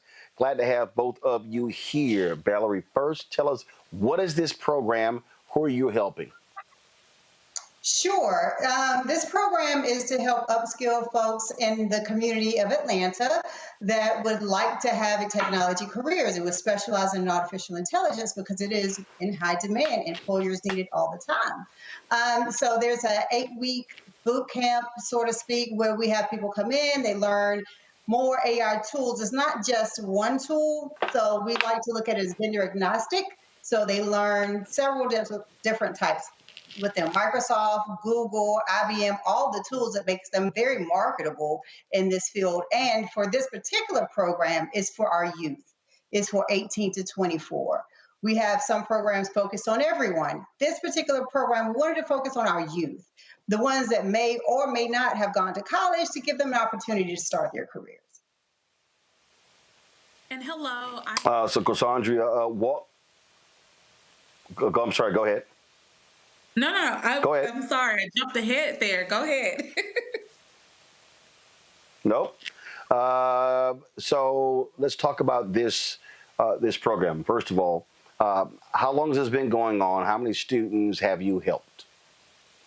Yes. Okay, so this particular program I'm sorry, Cassandra, go ahead. No, go ahead. Cassandra, go ahead. Okay, so I'm Cassandra, and I am grateful to be here, first of all. But I work for an organization called Career Rise, and we are an intermediary here in Atlanta that really work with a number of organizations, resources, workforce providers, and employers, all for the purpose of helping job seekers get access to training programs and employment that help them with their economic mobility. And so what I do is I oversee operations at Westside Works, which is a Westside resource center that have a number of different phenomenal career support service resources and training programs. And Valerie and her team are one of those providers that support us with that training, train to place model. And so that AI program was implemented really because we know that technology is ever changing, and we have to do all that we can to help our young people and all job seekers maintain relevance to the current day market and the needs and the shifts in the in our workforce. And so this training program is the very first implementation at Westside Works for this year, and it's focused on youth and engaging them in opportunities and pipeline opportunities to go into technology career pathways. So while it's the first time that we're doing this, we have a pretty we have a youth program initiative that focuses on multiple different tracks, and there's about 80 youth that we've engaged through those various tracks, but I think we have just about a little under 25 that have started this particular program with Val. And I just want to add, over time, we have trained approximately 2,000 people in various areas, including cloud engineering, web, project management tools, Salesforce, ServiceNow, all these tools. Westside Works has also been in business for a very long, quite a while now, and they've had, I don't know, a couple of thousand go through various programs, but the artificial intelligence program being hot and heavy new, employers said they needed a new one, and so this is what we're giving them. All right, so obviously these programs cost money. Cassandra, we've had a lot of cuts take place coming out of the federal government, and so how these cuts impacted this program, and how much money do you need to fund this program, and what is the plan of action to raise that? Yeah. So I will say that, we have had a lot of shifts, as you mentioned, in government funding and just funding in general across all of the different pathways that typical nonprofits access funding, whether it's through philanthropic organizations, private funders and sponsors, because when the government shifts occurred, a lot of those funding sources really hunkered down to support their anchor partners and organizations. And so you didn't see a lot of fruitful offerings to new partnerships flourishing as of now. So we really have considered it particularly a slowdown in funding opportunities that we typically would anticipate to support operational operations for nonprofits, specifically our workforce efforts at Westside Works. So our partnership with Right Now Solutions and this particular AI program, CareerWise, we're a funders collaborative, and one of our larger funding sources is the Arthur and Blank Foundation, which proudly supported the initial grant that supported with the implementation of this program. However, really helping this program see its way through to the end really requires multiple diverse funding sources to really support, to fill in those gaps. So we currently, Val can share a little bit more about what that particular gap is for this particular program, but across all of our program pathways, we're still seeing about $1 million in a funding gap. One of our largest funding opportunities that was going to be through a government particular program was about a $1.2 million gift that we were hoping to receive, and that funding was rescinded. It was offered and then it was rescinded. So we are quickly, putting our boots on the ground and hoping to hunker down with getting support and leveraging other resources to continue these programs that we're offering to youth and all of the job seekers across Metro Atlanta. So, Valerie, how are you reaching out to the public for them to support this funding shortfall? So we have some employer partners that we have talked to. We have individual funders, as she mentioned. We have a shortfall. So essentially, these programs are free to the participants. We do not want to charge the people in the community. We agreed that these programs would be free to the participants, but this particular program is about $8,000 per person to have this expertise and give them everything they need, the tools, the access to the tools they need to learn, their certification, and so forth. Also, I want to mention as a part of this program, it's a holistic program. We think about this from a family perspective. So we also have programs for parents. We mentioned this is for 18 to 24, but there are adults that are trying to help their children decide where they want to go in their career. They got us to this point. So we have programs for parents. That also costs money. We're doing things with the parents, like helping them not on the level of becoming AI consultants, but rather how do they utilize AI in their everyday life? How do they utilize the AI to create healthy recipes for their family? How do they use AI to send emails to the superintendent or the principal if their child needs help at school, to make sure that they're heard in the school system if they have younger children? And bringing us to the younger children, we have pop-up programs for them around career discovery. Like, what does it take to be a civil engineer? What does it take to be a technologist? What does it take to be a media company? What does it take to have those careers they may not think of? So this program is not just for artificial intelligence in this cohort. We talk about this one the most because it is actually the most expensive one to run. It's the most comprehensive. But we didn't forget about the younger students that may be in high school trying to figure out what their next step is, nor do we forget about the parents that we need to help them decide how they can help their kids and giving them the support systems that they need. How do they have cybersecurity in their home? Different programs like that. All in all, these programs cost $327,000 to run. We have garnered $100,000 already. So we started with some funding. We mentioned Westside Works already had a program, and they work with several vendors. Right Now Solutions is one of them.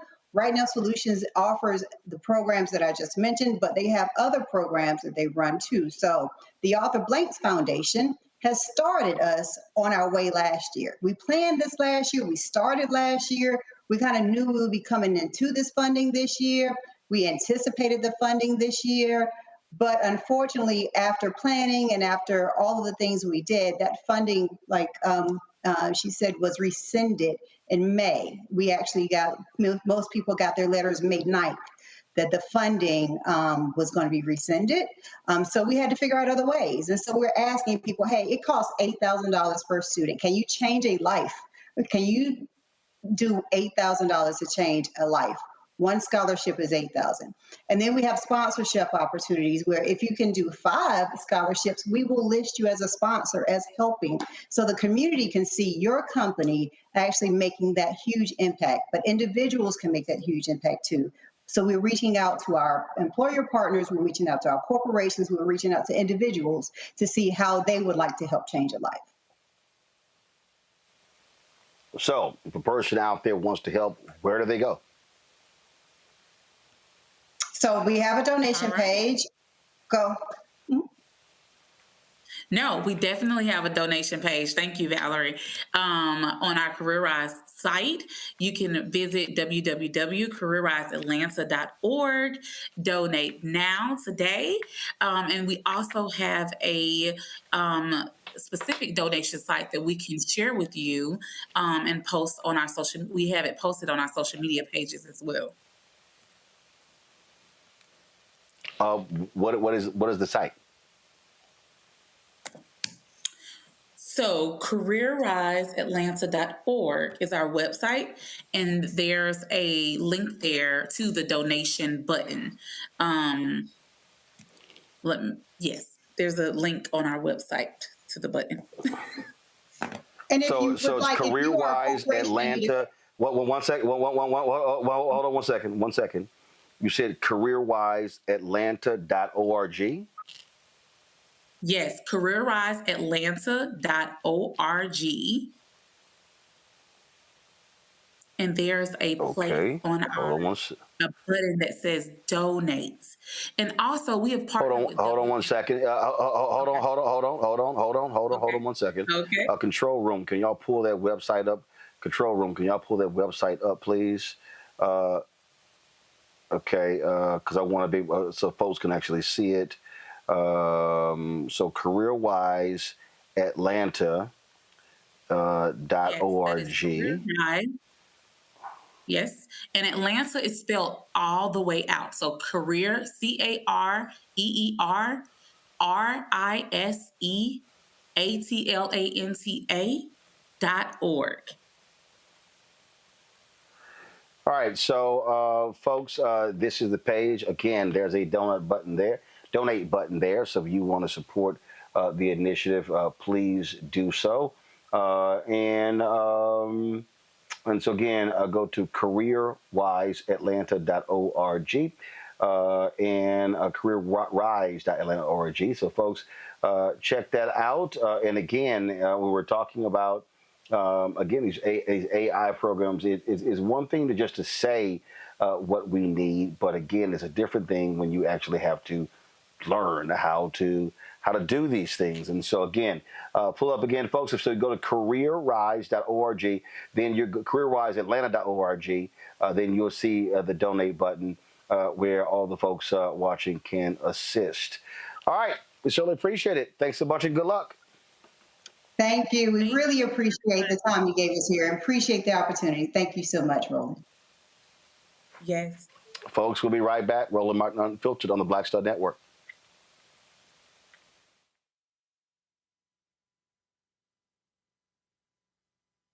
This week on A Balanced Life with Dr. Jackie, we're talking faith, family, fatherhood, and the pathway to reentry.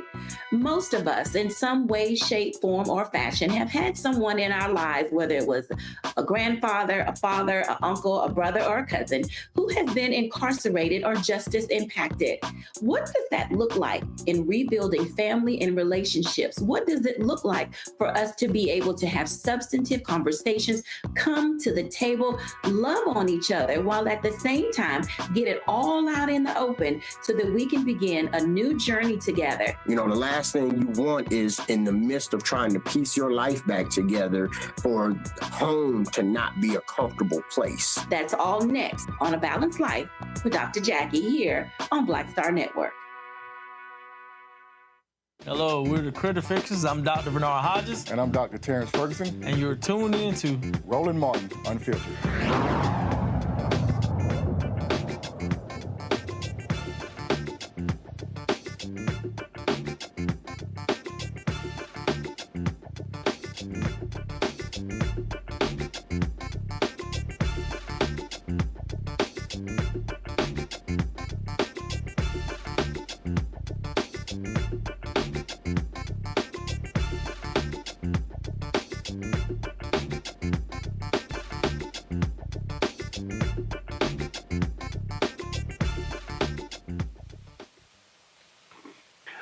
All right, folks, welcome back to the show. Now, you know when these things happen, you know, we try to have some care and compassion for people who are being impacted by these ICE raids and what Trump is doing. But if you are a Latino for Trump, I literally don't care what happens to you. I'm just going to go ahead and say it. I don't. Sorry. But remember the viral video and brother was like, it's above me now. That's really the position that I'm taking. I have zero compassion, zero concern, zero empathy for anybody who was a Latino for Trump supporter and your ass now in trouble. Here's what I mean. Have y'all seen this story? Cuban activist Hector Luis Valdez Cocho, he founded Latinos for Trump and he rallied voters for Trump in Florida. His ass is now sitting in the ICE detention facility and likely is going to get deported back to Cuba. Now, Florida Senator Elena Garcia, also Latinos for Trump, blasting these roundups as intolerable, inhumane, and wrong, and this is not fair. Rebecca, all I have for them are thoughts and prayers. Thoughts, prayers, salutations. I mean, you hate to see it, but not really. I mean, like, what are we doing here? You know, this is so bizarre for people to think, oh, it's going to be everybody else but me. They supported a strong man, and now they're understanding what is a strong man, and it's not Hector.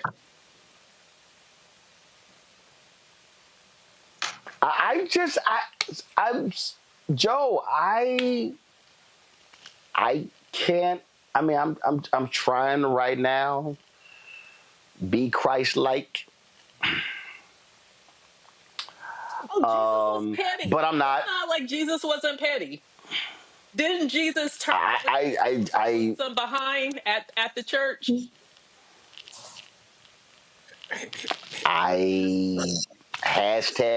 Hashtag we tried to tell you, Joe. Joe, I've got nothing for him. I just don't.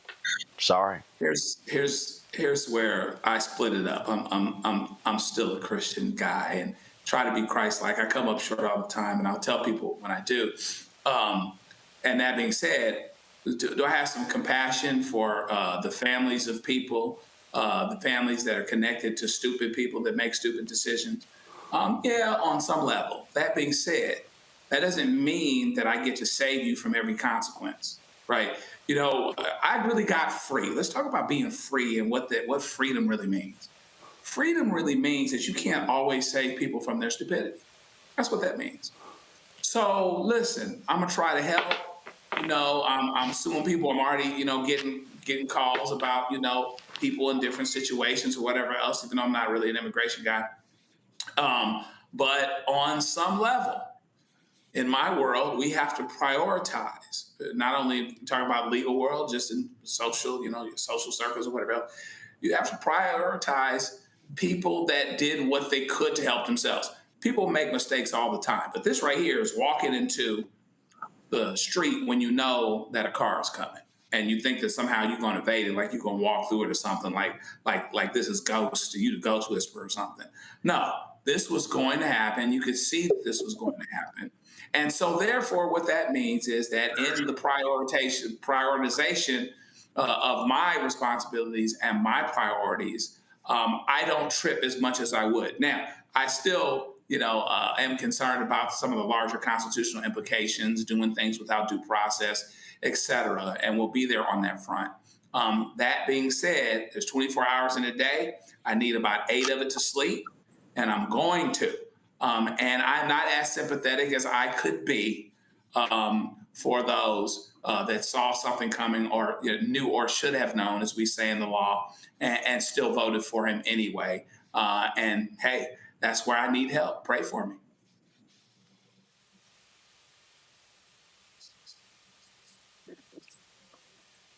I want to associate myself with Joe. Joe, you speak for me. I struggle here. I want to be empathetic, and I am. But they made a huge mistake. No. I just want y'all to know this is my position with Hector. You just can't always keep people. I'm just letting y'all know. Matter of fact, if I could get my eye mask, this is me with Hector. If my 2 phones were ringing and Hector was calling, it'd be on do not disturb. Right. Go ahead, Joy. I'm sorry. Go ahead. I just don't. Go on. It's not just Hector. There's some Haitians in Florida who made a bad choice as well, and we see what's happening to them. There are some people who felt like we're different from African Americans, and whatever, and they went a different way. Everybody effed around, and they're going to find out. And while I certainly am going to help where I can, I'm going to start with, African Americans first. With, I just have to, because resources are limited. And like Joe, like Rebecca, I gotta focus where my energies are both respected and welcomed, and deserved. But anything that might spill out to the rest of us, we have to prioritize that. So to the extent that's true, absolutely. And let me just say to all protesters, no matter where you are, and I know this is controversial, but your goal is to convince Americans to be with you. Fly the American flag at your protests. Don't fly the Mexican flag. Make sure that you are, unfortunately, you're going to have to look at what we did. Oh, hell no. No, damn that, Joy. No, hell no, Joy. If them punk asses flew the Confederate flag and the Trump flag on January 6th, hell, fly your Mexican flag. Fly your Venezuelan flag. Fly your Costa Rican flag. Damn them. No, I have no interest in appeasing these punk asses. If you are Haitian, fly your Haitian flag. If you are from Bermuda, fly your Bermudan flag. If you are from Sudan, if you are from Chad, if you are from the Congo, if you are from Sierra Leone, you from any of these countries, fly your flag. Because guess what? Them goddamn Irish folks fly their flag.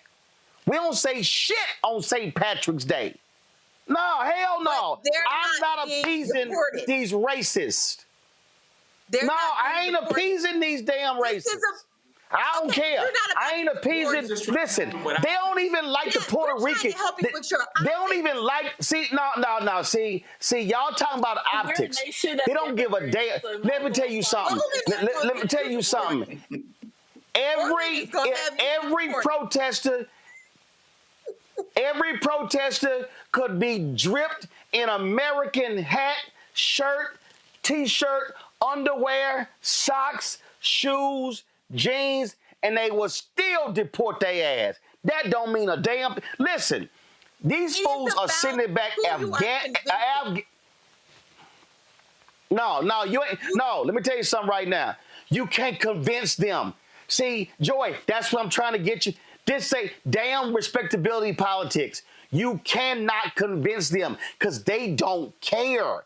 They are sending back Afghans who helped us win in Afghanistan. They don't care. That's what we got to understand. Donald Trump and MAGA doesn't care. They don't care. Trump and MAGA. You're not trying to convince Trump and MAGA. No. You're trying to make okay, well, who are you trying to convince? They are. You're trying to convince. They already monsters. Of Americans who they raided. Support these raids. Joy, they raided an elementary school graduation. They raided an elementary school graduation. That's what they are. They already monsters. They are, but we want Americans, some of whom are Democrats, some of whom are moderates, who don't support much of the way that these are being carried out, but who support the sentiment. They believe that if you are here illegally, you should not be here. I was just in a studio on Monday, and someone was telling me this, who supports our cause, who supports immigrants, but who feels like they shouldn't be here. Guys, this is a real sentiment. We got to stop believing that everyone feels the way that we do.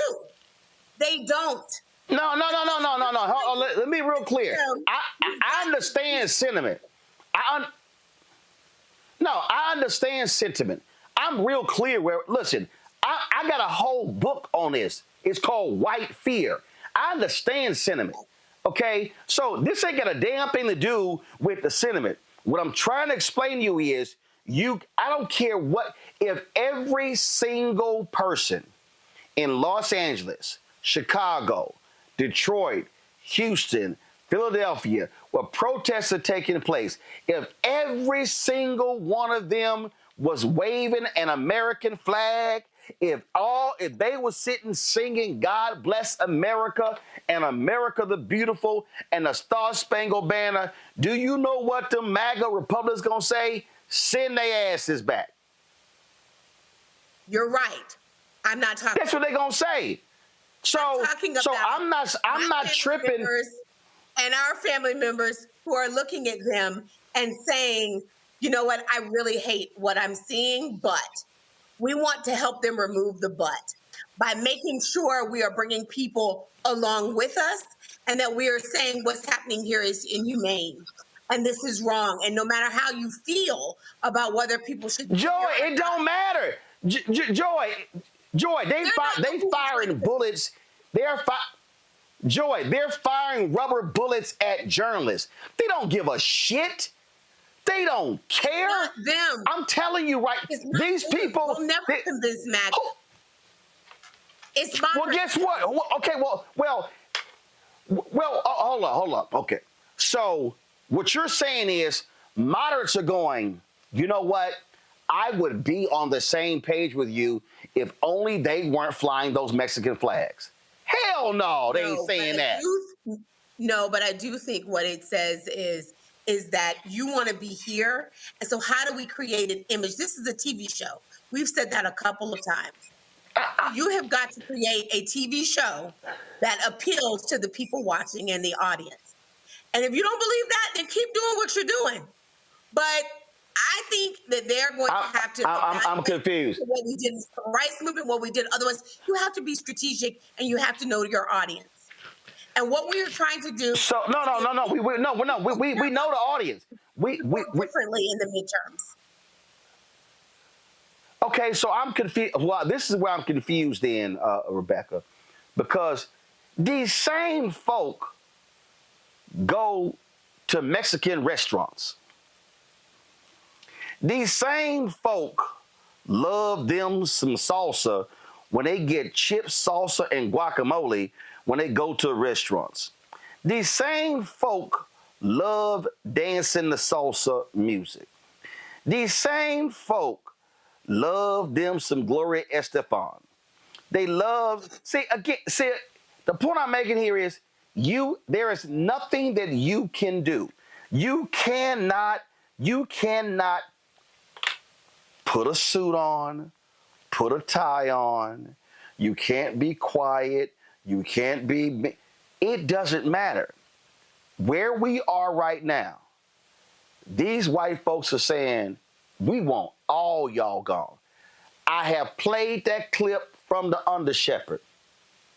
When the Matt Damon character says, when Joe Pesci said, we Italians got this, the Jews got this, the black folks, he didn't say black, he said the N-word, they got this, the Irish got the homeland. He said, what do you people have?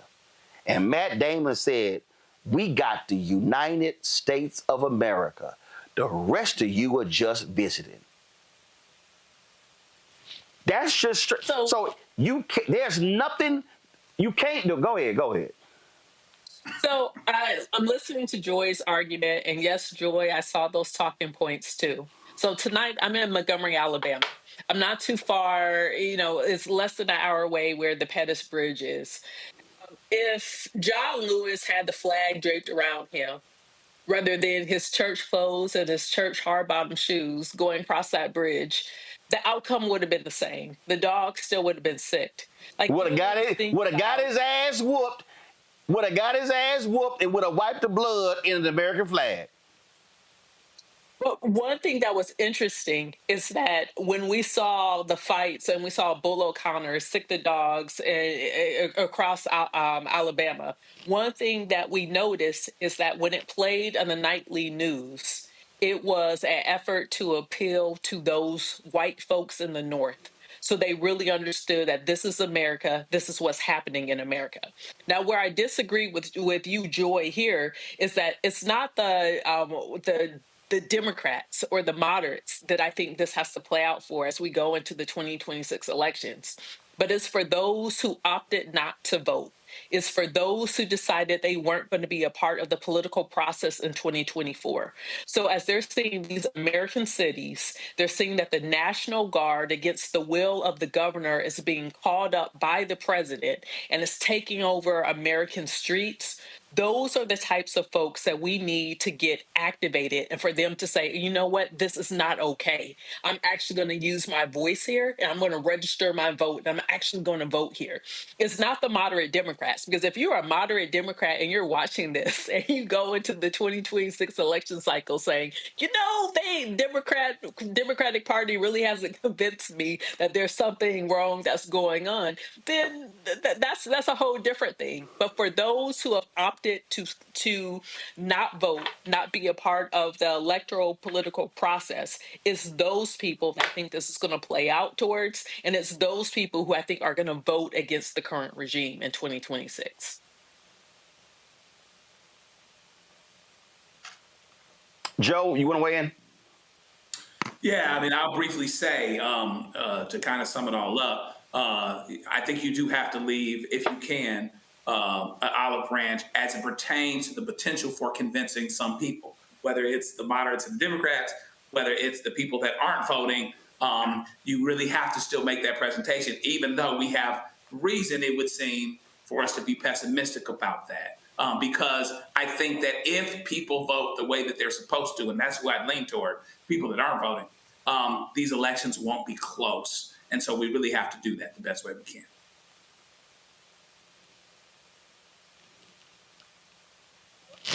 Joy, so here's the thing for me. It's a whole bunch of these Latinos down in South Texas along the border flying their Mexican flags, but they standing with Trump. So again, and I've seen the arguments. Look at them. How dare they fly their flags? The reason I take the issue with this because in this country, that's literally how white folks have been. You don't like it, go back to where you came from. Well, for us, that was the United States. That's how they operate. But them same white folks don't never take their ass back to Germany or Europe.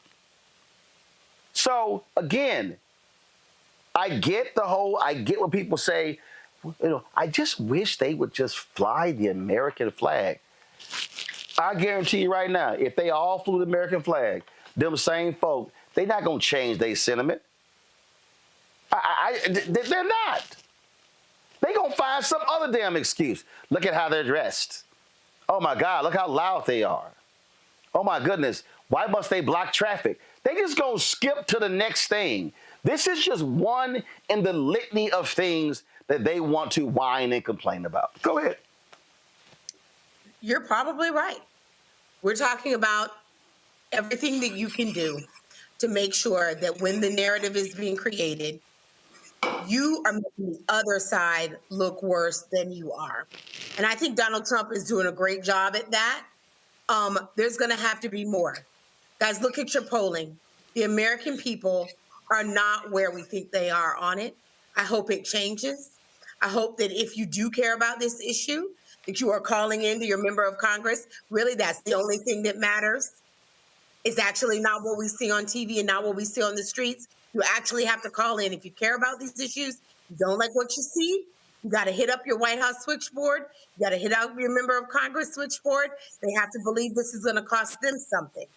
You have to be at the town halls, et cetera. That's the only thing that matters.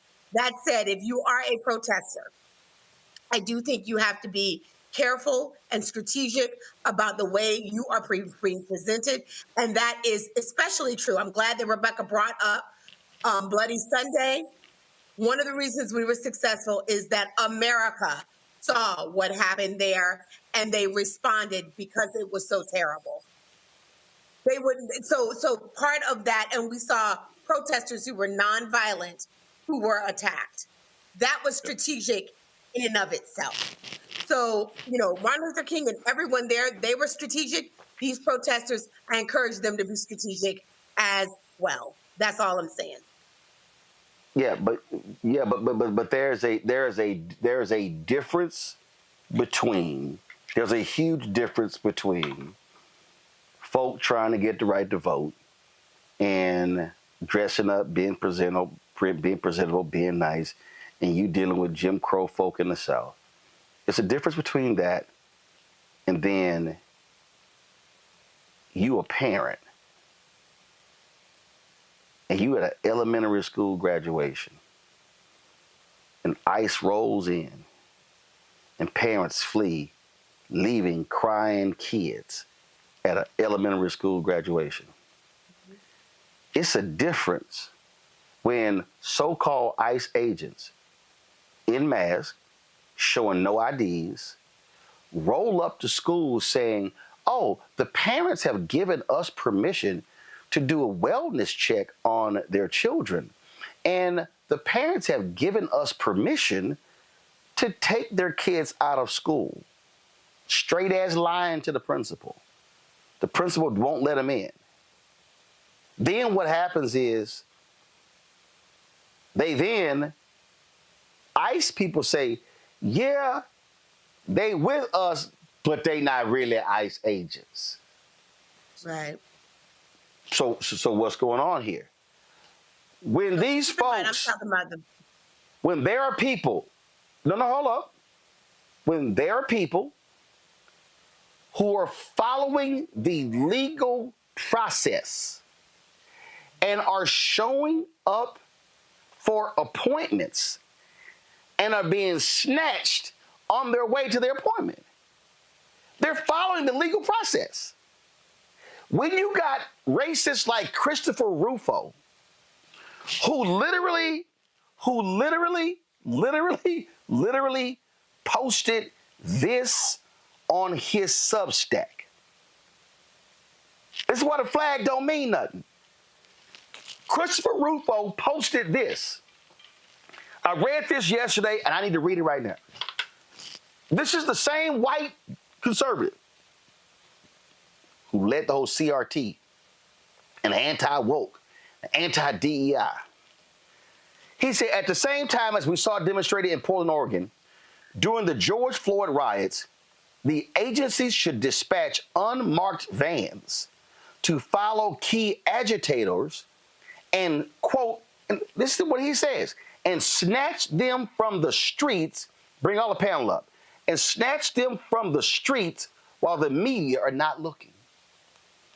Says the most effective riot control is to take movement leaders off the field, infiltrate their networks, disrupt the flow of funding, and roll them up in federal investigations. He's denying the left-trained protest leaders now will create a strong precedent for the rest of the president's term. Rebecca, that is what one of their so-called thought leaders literally rolled out. This ain't got nothing to do with flags. These people, they are calling to snatch people off the streets, unmarked van. Trump is saying that he is going to send European citizens to Guantanamo Bay and will not tell their home country where they're located. Go ahead. So, Roland, I'm in the movement space. I lead a national organization. A lot of the conversation that especially other leaders of color are having is about personal safety, safety of our staff. I personally know movement leaders, whether it's state leaders, local leaders, or national leaders, who now have security detail. Like, this is a very real conversation, even as people are going in and out of the country discussing, okay, do I take my laptop? Do I take my cell phone? Do I disable the biometrics on my devices just in case that when I'm crossing back into the United States, I'm detained and they're searching through my personal or work items? This is a very real conversation.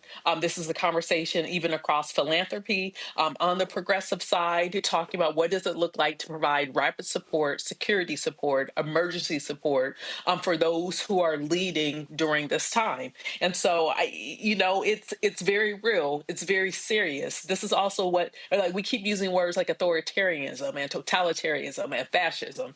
So another way of telling the audience, if we are a quote unquote nation of laws, if we have a constitution, if we're saying that people have the right to vote the way they want to vote, they have the right to speak out the way they want to speak out, they have the right to protest, they have all these First Amendment rights, which is the ultimate, set of rights when we talk about First Amendment rights in this country. This president, this regime is saying that they're going to disregard it. They're saying it's not important. They're saying that they're above the law.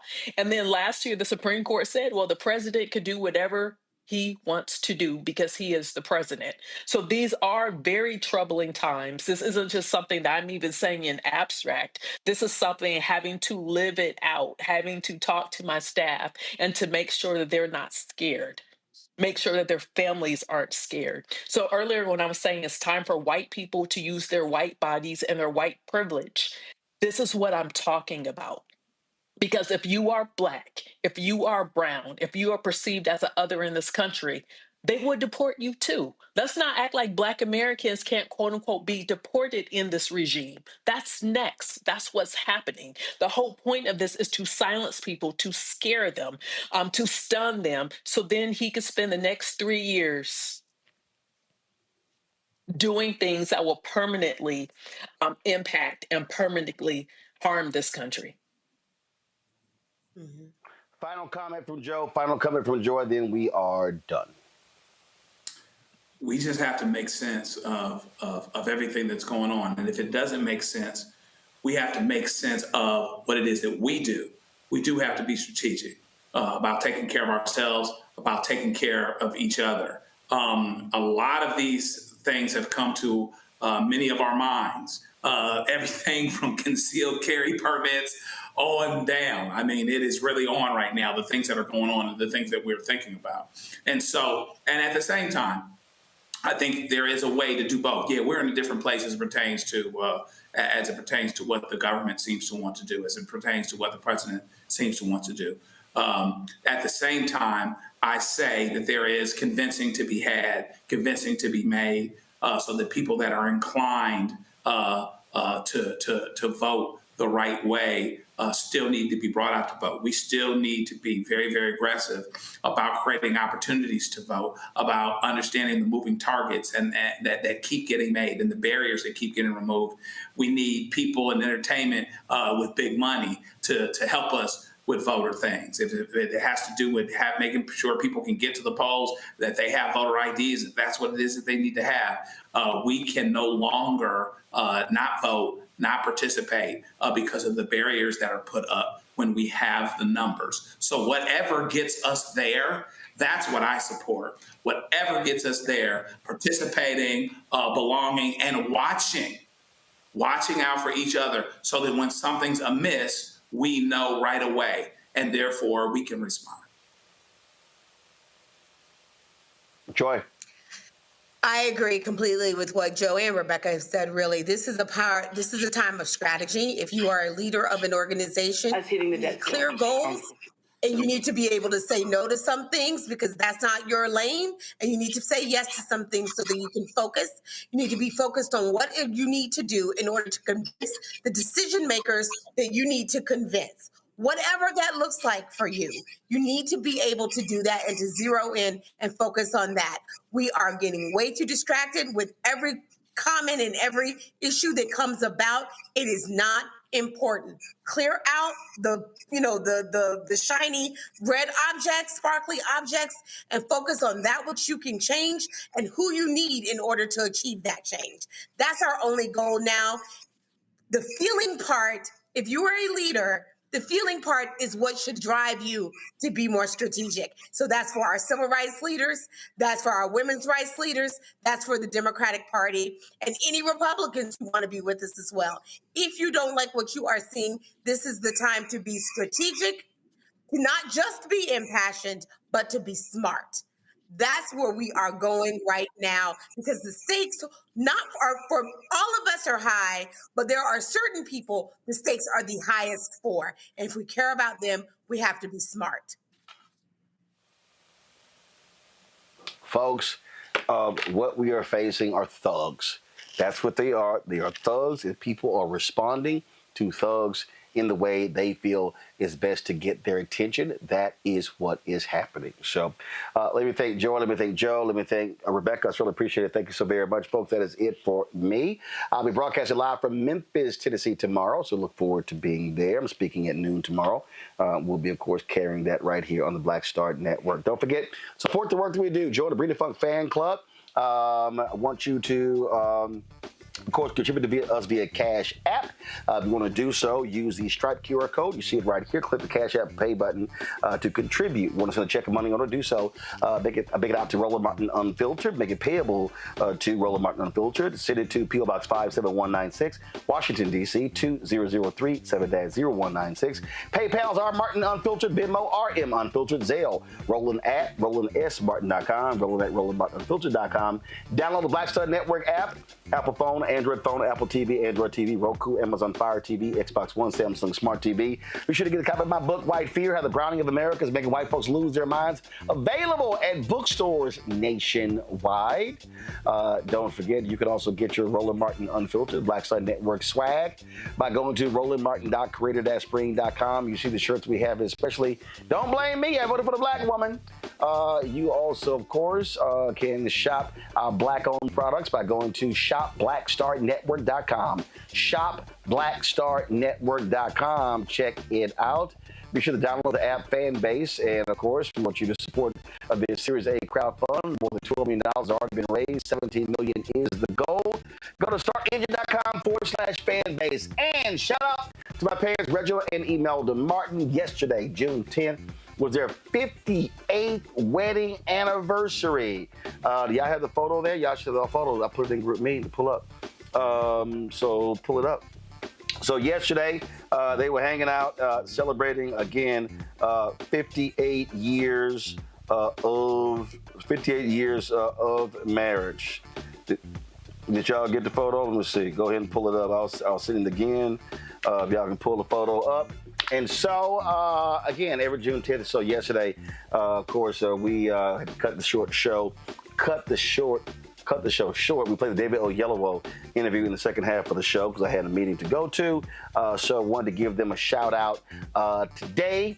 Look at them going out, looking all cute and everything as they go and hang out. So I'll be in Houston this weekend for Father's Day. And so be celebrating there. So 58 years of marriage yesterday on June 10th. All right, did y'all get it now? Y'all have it? Let me know y'all got it. So y'all can flash the photo. Again, tomorrow, let me tell you about Memphis. Tomorrow, I'm going to be speaking. It is actually a Juneteenth celebration taking place tomorrow. Juneteenth Memphis taking place in the Grand Ballroom of Holiday Inn, University of Memphis. Their Juneteenth Freedom Lunch. So I look forward to doing that.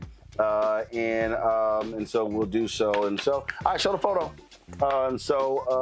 There you go. That's them hanging out yesterday, going out to eat. So shout out to my parents. Folks, that's it. I'll see y'all guys tomorrow right here, Roland Martin Unfiltered on the Black Star Network. Now let's go check out Truth Talks. Hello.